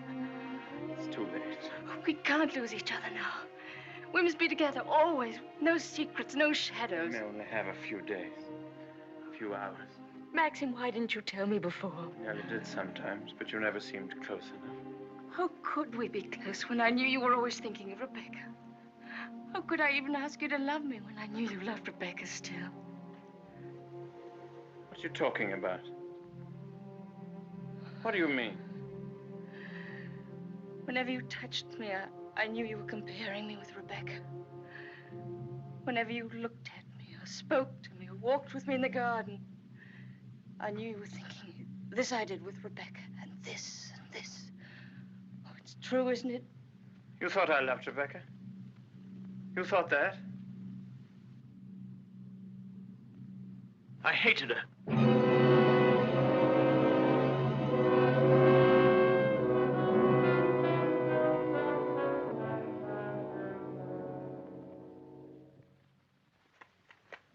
Oh, I was carried away by her. Enchanted by her, as everyone was. And when I was married, I was told I was the luckiest man in the world. She was so lovely, so accomplished, so amusing. She's got the three things that really matter in a wife, everyone said. Breeding, brains, and beauty. And I believed them completely. But I never had a moment's happiness with her. She was incapable of love, or tenderness, or decency. You didn't love her. You didn't love her. Do you remember that cliff where you first saw me in Monte Carlo? Well, I went there with Rebecca on our honeymoon. That was where I found out about her. 4 days after we were married. She stood there laughing, her black hair blowing in the wind, and told me all about herself. Everything. Things I'll never tell a living soul. I wanted to kill her. It would have been so easy. You remember the precipice? I frightened you, didn't I? You thought I was mad. Perhaps I was. Perhaps I am mad. It wouldn't make for sanity, would it? Living with the devil. I'll make a bargain with you, she said. You'd look rather foolish trying to divorce me now after 4 days of marriage. So I'll play the part of a devoted wife, mistress of your precious Mandalay. I'll make it the most famous showplace in England, if you like. And people will visit us and envy us and say we're the luckiest, happiest couple in the country. What a grand joke it'll be. What a triumph.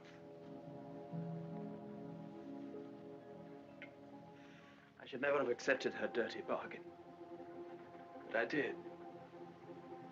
I was younger then and tremendously conscious of the family honor.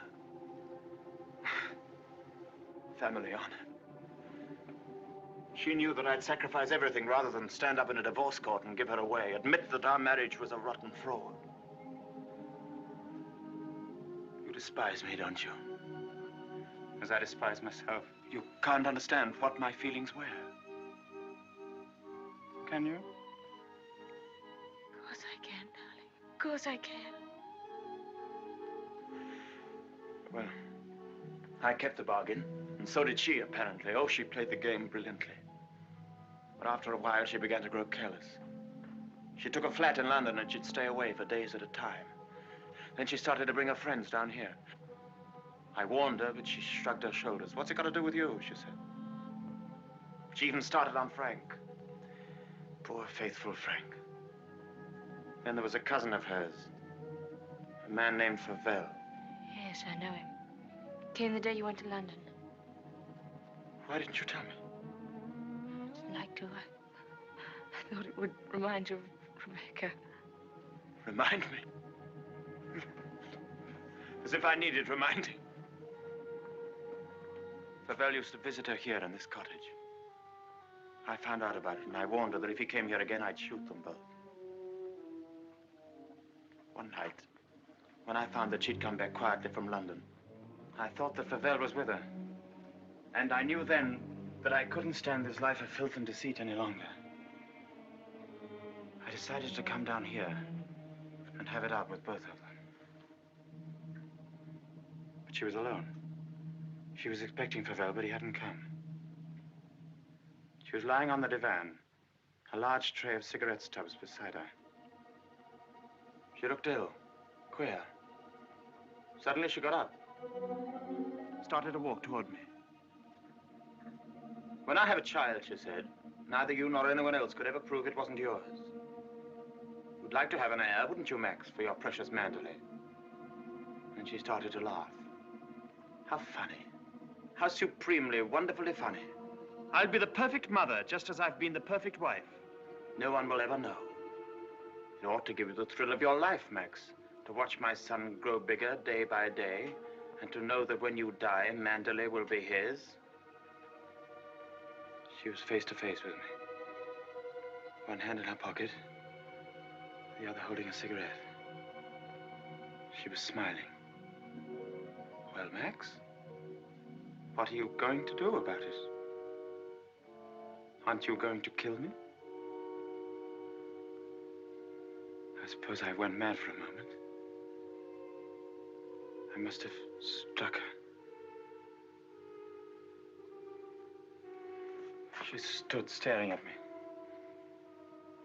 She looked almost triumphant. Then she started toward me again, smiling. Suddenly she stumbled and fell.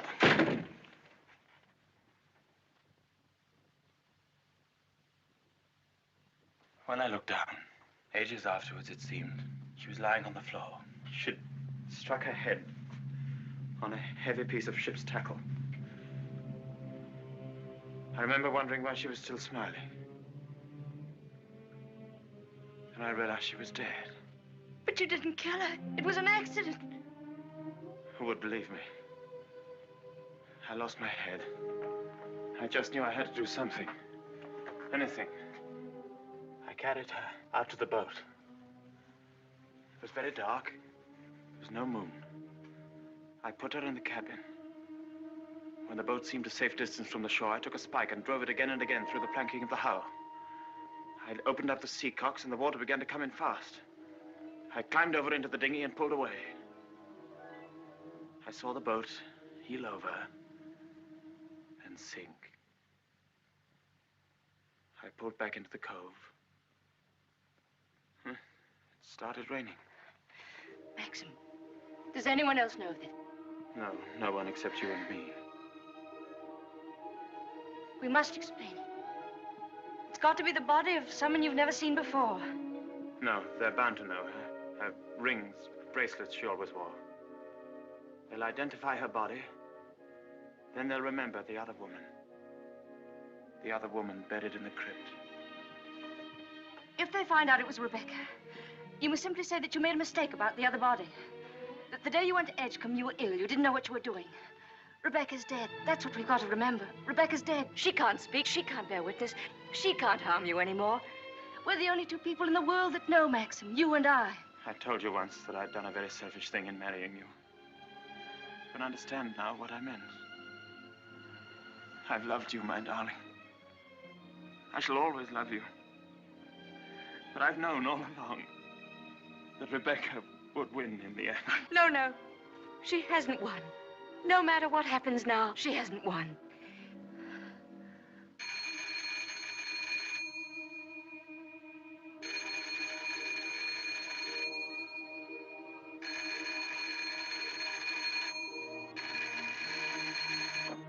Hello?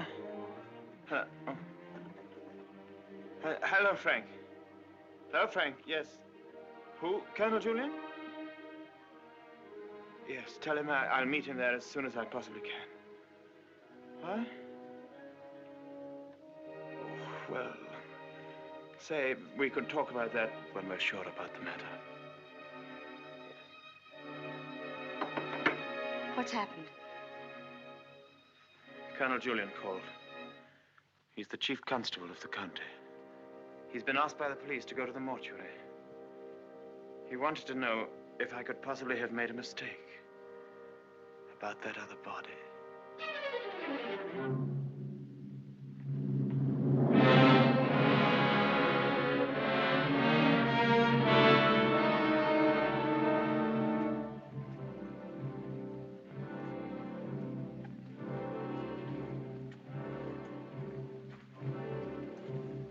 Well, Colonel Julian, apparently I did make a mistake about that other body. The mistake was quite natural under the circumstances. Besides, you went well at the time. That's nonsense. I was perfectly well. Oh, don't let it worry you, Maxim. Nobody can blame you for making a mistake. Pity is you've got to go through the same thing all over again. What do you mean? Well, there'd have to be another inquest, of course. Same formality and red tape. Oh. Wish you could be spared the publicity of it, but I'm afraid that's impossible. Oh, yes, the publicity. I suppose Mrs. De Winter went below for something, and the squall hit the boat with nobody at the helm. I imagine that's about the solution of it, don't you think so, Crawley? Oh, yes. Probably the door jammed and she couldn't get on deck again. Yeah. Tad, boat builder, will undoubtedly come to some such conclusion. Why, what would he know about it? Well, he's examining the boat now. Purely as a matter of routine, you know. I'll be at the inquest tomorrow, Maxim. Quite unofficially, you know. We must get together for a game of golf when it's all over, eh? Bye-bye.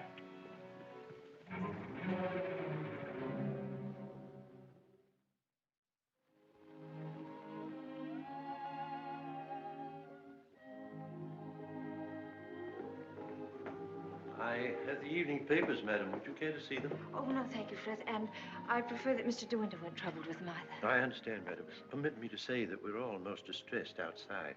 Oh, thank you, Frith. I'm afraid the news has been a great shock to Mrs. Danvers. Yes, I rather expected it would be. It seems there's to be a coroner's inquest, madam? Yes, Frith, it's purely a formality. Of course, madam.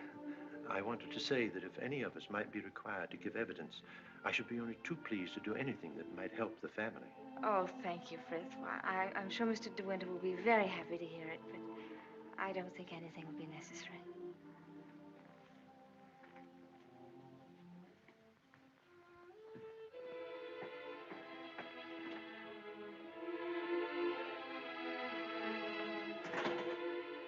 Maxim. Hello, darling. Oh, Maxim, I'm worried about what you'll do at the inquest tomorrow. What do you mean? You won't lose your temper, will you? Promise me that they won't make you angry. All right, darling. I promise. No matter what he asks you won't lose your head. Don't worry, dear. They can't do anything at once, can they? No. Then we've a little time left to be together. Yes. I want to go to the inquest with you. I'd rather you didn't, darling. But I can't wait here alone. I promise you I won't be in any trouble to you, and I must be near you so that no matter what happens, we won't be separated for a moment. All right, dear. I don't mind this whole thing, except for you. I can't forget what it's done to you. I've been thinking of nothing else since it happened.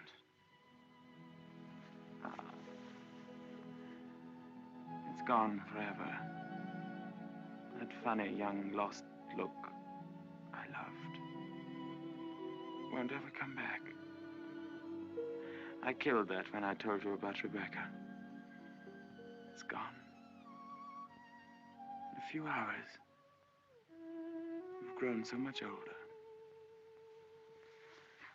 Maxim.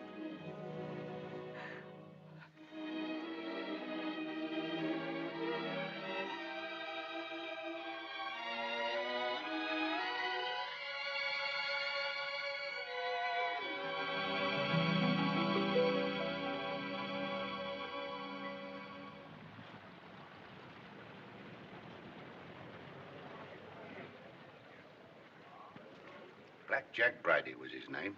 The most important arrest I ever made. It must have been about 2 years ago now. Of course, there was no doubt about it.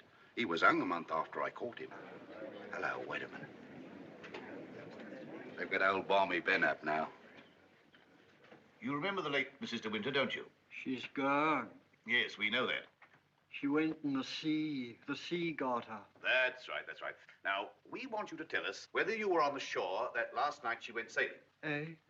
Were you on the shore that last night she went out when she didn't come back? I didn't see nothing. I don't want to go to the asylum. Them cruel folks there. Now, nobody's going to send you to the asylum. All we want you to do is to tell us what you saw. I didn't see nothing. Come, come. Did you see Mrs. De Winter get into her boat that last night? I don't know nothing. I don't want to go to the asylum. Very well, you may go. Eh? You may go now. Now, Mr. Tabb. Yes, sir. Step forward, please.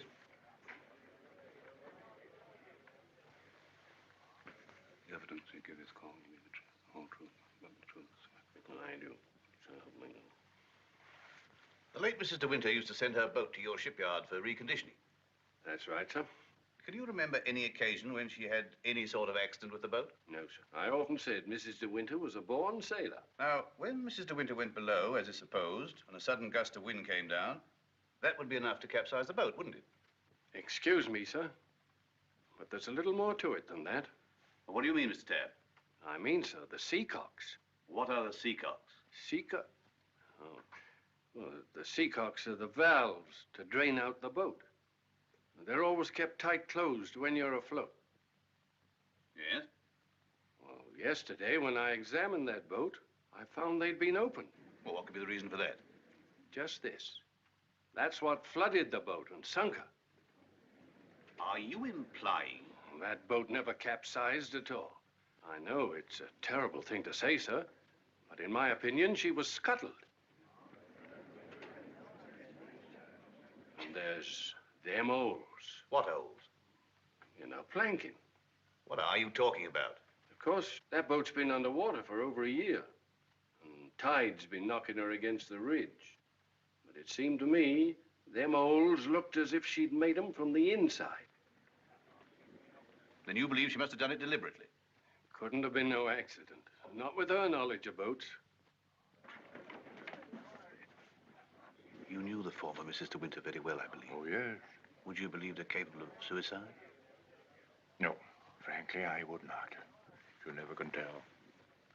You may stand down, Mr. Tabb. Mr. De Winter, please.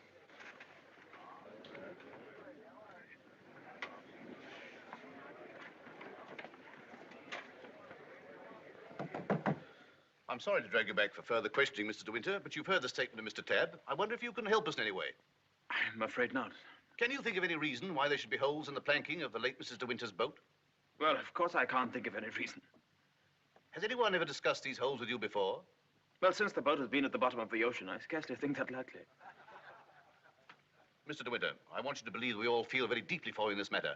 But you must remember that I don't conduct this inquiry for my own amusement. That's rather obvious, isn't it? I hope that it is. Well, since Mrs. De Winter went sailing alone, are we to believe that she drove those holes herself? Well, you may believe what you like. Can you enlighten us as to why Mrs. De Winter should have wanted to end her own life? I know of no reason whatever. Mr. De Winter, however painful it may be, I have to ask you a very personal question. Were relations between you and the late Mrs. De Winter perfectly happy? Were relations between you and the late Mrs. De Winter perfectly happy? I won't stand this any longer, and you might as well know now. My wife, she's fit. She's fit. We'll adjourn till after lunch. Mr. De Winter, I presume you'll be available for us then? I told you should have had some breakfast. You're hungry, that's what's the matter with you.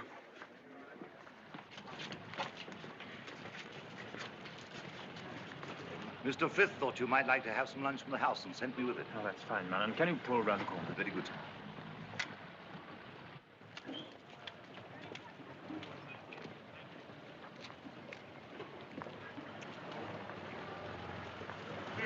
Awfully foolish of me fainting like that. Nonsense. If you hadn't fainted like that, I'd have really lost my temper. Darling, please be careful.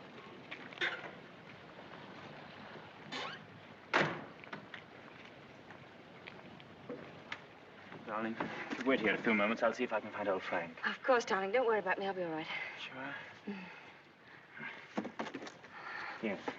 Try a spot of this. Do you good. Thank you. Are you all right? Yes, of course. Won't be long. Right you are.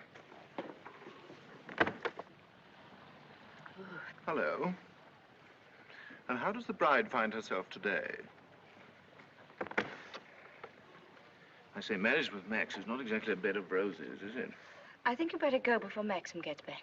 Oh, jealous, is he? Well, I can't say I blame him. But you don't think I'm the big bad wolf, do you? I'm not, you know. I'm a perfectly ordinary, harmless bloke. And I think you're behaving splendidly over all this. Perfectly splendidly. You know, you've grown up a bit since I last saw you. It's no wonder. What do you want, Fabio? Oh, hello, Max. Things are going pretty well for you, aren't they? Better than you ever expected. I was rather worried about you at first. That's why I came down to the inquest. Well, I'm touched by your solicitude, but if you don't mind, we'd rather like to have our lunch. Lunch? I say, what a jolly idea. Rather like a picnic, isn't it? Oh, I'm so sorry. Do you mind if I put this there? You know, Max, old boy, I really think I ought to talk things over with you. Talk what things over? Well, those holes in the planking, for one thing. Those holes that were drilled from the inside. Oh, Mullen. Yes, sir? Would you, like a good fellow, have my car filled with petrol? It's almost empty. Very good, sir. And Mullen, close the door, will you? Yes, sir. Does this bother you?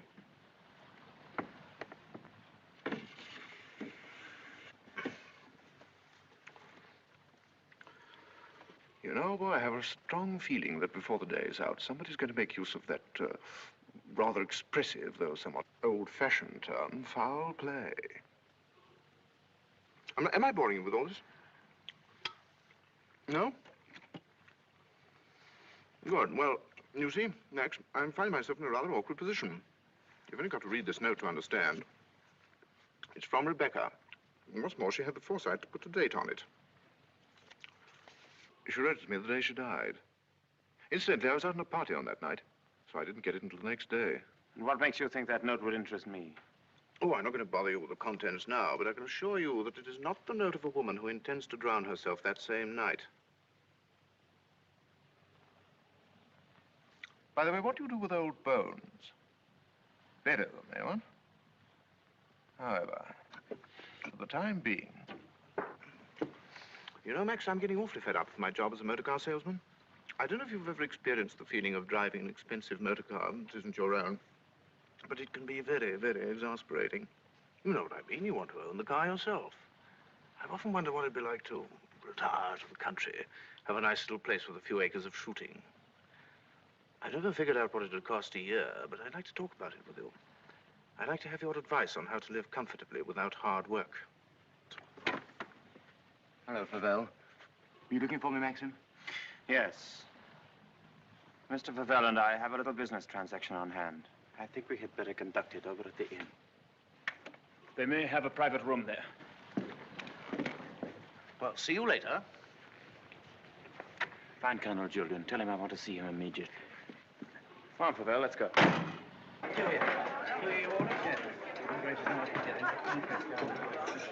Have you a private room, please? Of course, sir. Through there, sir. Hope this will do, Mr. De Winter. Oh, it's splendid. Splendid. Exactly like the Ritz. Any orders, gents? Yes, you might bring me a large brandy and soda. How about you, Max? Have one on me. I feel I can afford to play host. Thanks, I don't mind if I do.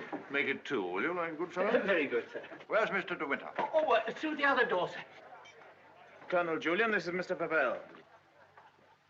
Oh, I know Colonel Julian. We're old friends, aren't we? Well, since you're old friends, I assume you also know he's head of the police here. I think he might be interested to hear your proposition. Go on, tell him all about it. I don't know what you mean. I merely said I hope to give up selling cars and retire into the country. Actually, he offered to withhold a vital piece of evidence from the inquest if I made it worth his while. I only want to see justice done, Colonel. Now, that boat builder's evidence suggested certain possible theories concerning Rebecca's death. One of them, of course, is suicide. Now, I have a little note here which I consider puts that possibility quite out of court. Read it, Colonel. Jack, darling, I've just seen the doctor, and I'm going down to Mandalay right away. I shall be at the cottage all this evening and shall leave the door open for you. I have something terribly important to tell you. Rebecca. Now, does that look like the note of a woman who had made up her mind to kill herself? And apart from that, Colonel, do you mean to tell me that if you wanted to commit suicide, you'd go to all the trouble of putting out to sea in a boat and then take a hammer and chisel and laboriously knock holes through the bottom of it? Come, Colonel, as an officer of the law, don't you feel there are some slight grounds for suspicion? Of murder? What else? You've known Max a long time, so you know he's the old-fashioned type who'd die to defend his honor, or who'd kill for it. It's blackmail. Pure and simple. Blackmail is not so pure, nor so simple. It can bring a lot of trouble to a great many people. And the blackmailer sometimes finds himself in jail at the end of it. Oh, I see. You're going to hold De Winter's hand through all this. Just because he's the big noise around here, and he's actually permitted you to dine with him. Be careful, Pavel. You brought an accusation of murder. Have you any witnesses? Oh, I do have a witness. Oh. It's that fellow Ben. That stupid coroner hadn't been as much of a snob as you are. He'd have seen that half-wit was hiding something. And why should Ben do that? Because we caught him once, Rebecca and I, peering at us through the cottage window. Rebecca threatened him with the asylum. That's why he was afraid to speak, but he was always hanging about. He must have seen this whole thing. It's ridiculous even listening to all this. Ah, you're like a little trades union, all of you, aren't you? And if my guess is right, Crawley, there's a bit of malice in your soul toward me, isn't there? Crawley didn't have much success with Rebecca, but he ought to have more luck this time. And the bride will be grateful for your fraternal arm, Crawley, in a week or so. Every time she faints, in fact. De Winter! Maxim, please. That temper of yours will do you in yet, Max. Oh, excuse me, gentlemen. Now, is there anything else? Yes. You might bring Mr. De Winter a sedative. No, nothing at all. Just leave us. Very good. Now, Pavel, let's get this business over. As you seem to have worked out the whole thing so carefully, perhaps you can provide us also with a motive. Ah, I knew you were going to bring that up, Colonel. I've read enough detective stories to know that there must always be a motive. And if you'll all excuse me a moment, I'll supply that, too. I wish you'd go home. You ought not to be here through all this. Please let me stay, Maxim. Surely, Colonel Julian, you're not going to allow this fellow to... My opinion of Pavel is no higher than yours, Crawley. But in my official capacity, I have no alternative but to pursue his accusation. I entirely agree with you, Colonel. In a matter so serious as this, we must make sure of every point, explore every avenue. And, in fact, if I may coin a phrase, leave no stone unturned. Ah, here she is, the missing link, the witness who will help supply the motive. Colonel Julian and Mrs. Danvers, I believe you know everyone else. Won't you sit down? No offense, Colonel, but I think I'll put this to Danny. She'll understand it more easily. Danny, who was Rebecca's doctor? Mr. De Winter always had Dr. McLean from the village. Now, you heard. I said Rebecca's doctor in London. I don't know anything about that. Oh, don't give me that, Danny. You knew everything about Rebecca. You knew she was in love with me, didn't you? Surely you haven't forgotten the good times she and I used to have down at the cottage on the beach. She had a right to amuse herself, didn't she? Love was a game to her, only a game. It made her laugh, I tell you. She used to sit in her bed and rock with laughter at the lot of you. Can you think of any reason why Mrs. De Winter should have taken her own life? No, I refuse to believe it. I knew everything about her, and I won't believe it. There, you see, it's impossible. She knows that as well as I do. Now, listen to me, Danny. We know that Rebecca went to a doctor in London on the last day of her life. Who was it? I don't know. Oh, I understand, Danny. You think we're asking you to reveal secrets of Rebecca's life. You're trying to defend her, but that's what I'm doing. I'm trying to clear her name of the suspicion of suicide. Mrs. Danvers, it has been suggested that Mrs. De Winter was deliberately murdered. There you have it in a nutshell, Danny. But there's one more thing you'll want to know. The name of the murderer. It's a lovely name that rolls off the tongue so easily. George Fortescue Maximilian De Winter.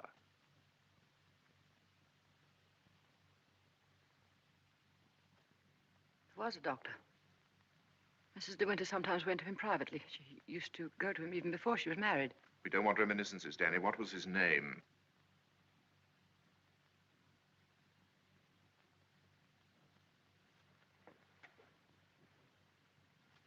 Dr. Baker, 165 Goldhawk Road, Shepherd's Bush. There you are, Colonel. There's where you'll find your motive. Go and question Dr. Baker. He'll tell you why Rebecca went to him, to confirm the fact that she was going to have a child. A sweet, curly-headed little child. It isn't true. It isn't true. She would have told me. She told Max about it. Max, knew he wasn't the father, so like the gentleman of the old school that he is, he killed her. I'm afraid we shall have to question this, Dr. Baker. Here, here. But for safety's sake, I think I'd like to go along, too. Yes, unfortunately, I suppose you have the right to ask that. I'll see the coroner and have the inquest postponed pending further evidence. I say, aren't you rather afraid that the prisoner, should we say, might bolt? You have my word for it that he will not do that. Toodaloo, Max. Come along, Danny. Let's leave the unhappy couple to spend their last moments together alone.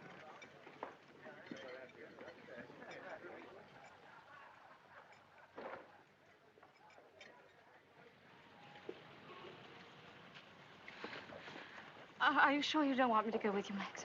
No, darling, it'll be very tiring for you. I'll be back the very first thing in the morning, and I won't even stop to sleep. I'll be waiting for you.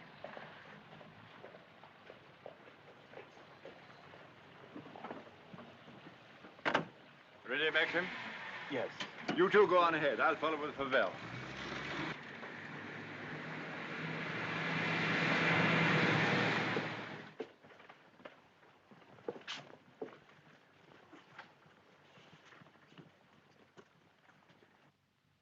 Dr. Baker, you may have seen Mr. De Winter's name in the papers recently.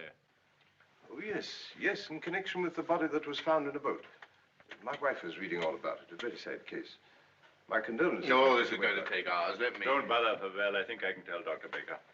We're trying to discover certain facts concerning the late Mrs. De Winter's activities on the day of her death. October the 12th last year. And I want you to tell me, if you can, if anyone of that name paid you a visit on that date. I'm awfully sorry. I'm afraid I can't help you. I should have remembered the name De Winter. I've never attended a Mrs. De Winter in my life. Well, how can you possibly tell all your patients' names? I can look it up in my engagement diary, if you like. Did you say the 12th of October? Yes. Here we are. No De Winter. Are you sure? Well, here are all the appointments for that day. Ross, Campbell, Stedall, Perino, Danvers... Danny? What the devil? Would you read that name again? Did you say Danvers? Yes, I have a Mrs. Danvers for 3 o'clock. What did she look like? Can you remember? Yes, I remember her quite well. She was a very beautiful woman. Tall, dark, exquisitely dressed. Rebecca. The lady must have used an assumed name. Is that so? This is a surprise. I'd known her a long time. What was the matter with her? My dear sir, there are certain ethics. Could you supply a reason, Dr. Baker, for Mrs. De Winter's suicide? For her murder, you mean? She was going to have a kid, wasn't she? Come on, out with it. Tell me, what else would a woman of her class be doing in a dump like this? I take it the official nature of this visit makes it necessary for me to... I assure you, we'd not be troubling you if it were not necessary. You want to know if I can suggest any motive as to why Mrs. De Winter should have taken her life? Yes, I think I can. The woman who called herself Mrs. Danvers was very seriously ill. She was not going to have a child. Well, that was what she thought. My diagnosis was different. I sent her to a well-known specialist for an examination and x-rays. And on this date, she returned to me for his report. I remember her standing here, holding out her hand for the photograph. I want to know the truth, she said. I don't want soft words in a bedside manner. If I'm for it, you can tell me right away. I knew she was not the type to accept a lie. If she'd asked for the truth, I let her have it. She thanked me. I never saw her again, so I assumed that... What was wrong with her? Cancer. Yes, the growth was deep-rooted. An operation would have been no earthly use at all. In a short time, she would have been under morphia. There was nothing that could be done for her, except wait. Did she say anything when you told her? She smiled in a queer sort of way. Your wife was a wonderful woman, Mr. De Winter. And oh, yes, I remember she said something that struck me as being very peculiar at the time. When I told her it was a matter of months, she said, "Oh, no, doctor, not that long." You've been very kind. You've told us all we wanted to know. We should probably need an official verification. Verification? Yes, to confirm the verdict of suicide. I understand. Can I offer you gentlemen a glass of sherry? Oh, very kind. I think we ought to be going. Thank heaven we know the truth. Dreadful thing. Dreadful. A young and lovely woman like that. No wonder. I never had the remotest idea. Neither did Danny, I'm sure. I wish I had a drink. Will we be needed at the inquest any further, Colonel Julian? No. I can see to it that Maxim's not trouble any further. Thank you, sir. You ready to start, Colonel? No, thank you. I'm staying in town tonight. And let me tell you, Favell, blackmail is not much of a profession. We know how to deal with it in our part of the world, strange as it may seem to you. Oh, I'm sure I don't know what you're talking about. But if you ever need a new car, Colonel, just let me know. It's impossible to thank you for your kindness to us through all this. You know what I feel without my saying anything. Not at all. Put the whole thing behind you. But let your wife know she'll be getting worried. Yes, of course. I'll phone her at once, then we'll get straight down to Mandalay. Goodbye, Crawley. Maxim's got a great friend.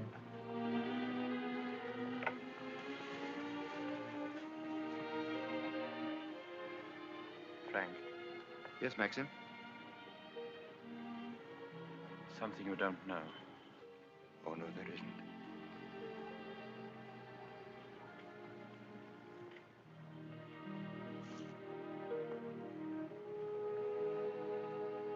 I didn't kill her, Frank. But I know now that when she told me about the child, she wanted me to kill her. She lied on purpose. She foresaw the whole thing. That's why she stood there laughing when she... Don't think about it anymore. Thank you, Frank.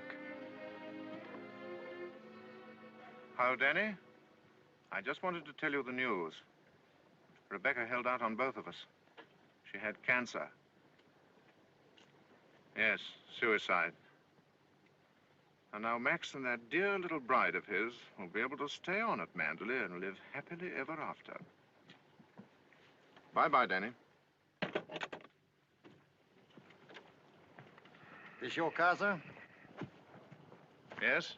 Will you be going soon? This isn't a parking place, you know. Oh, isn't it? Well, people are entitled to leave their cars outside if they want to.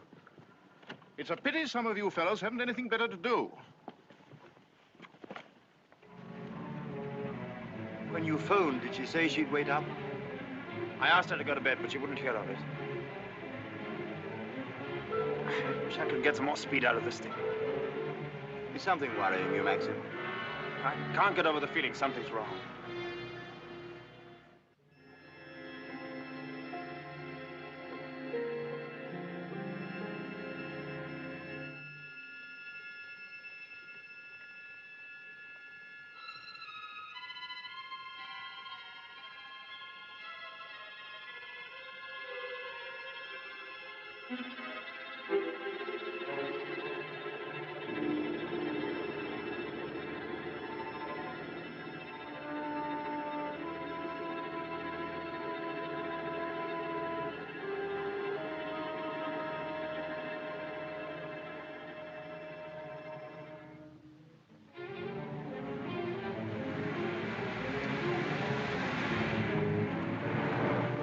Frank.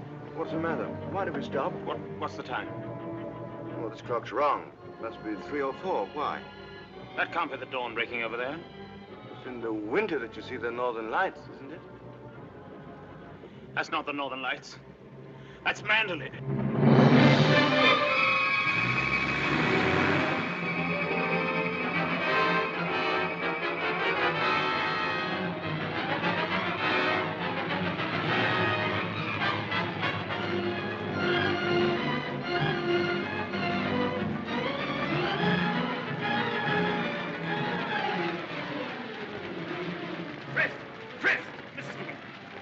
I thought I saw her, sir. Where?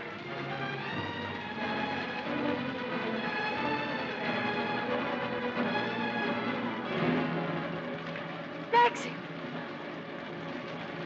Thank heaven you've come back to me. Are you all right, darling? Oh, yes, sir. Are you all right? Mrs. Danvers. She's gone mad. She said she'd rather destroy Mandalay than see us happy here. Look! The West Wing!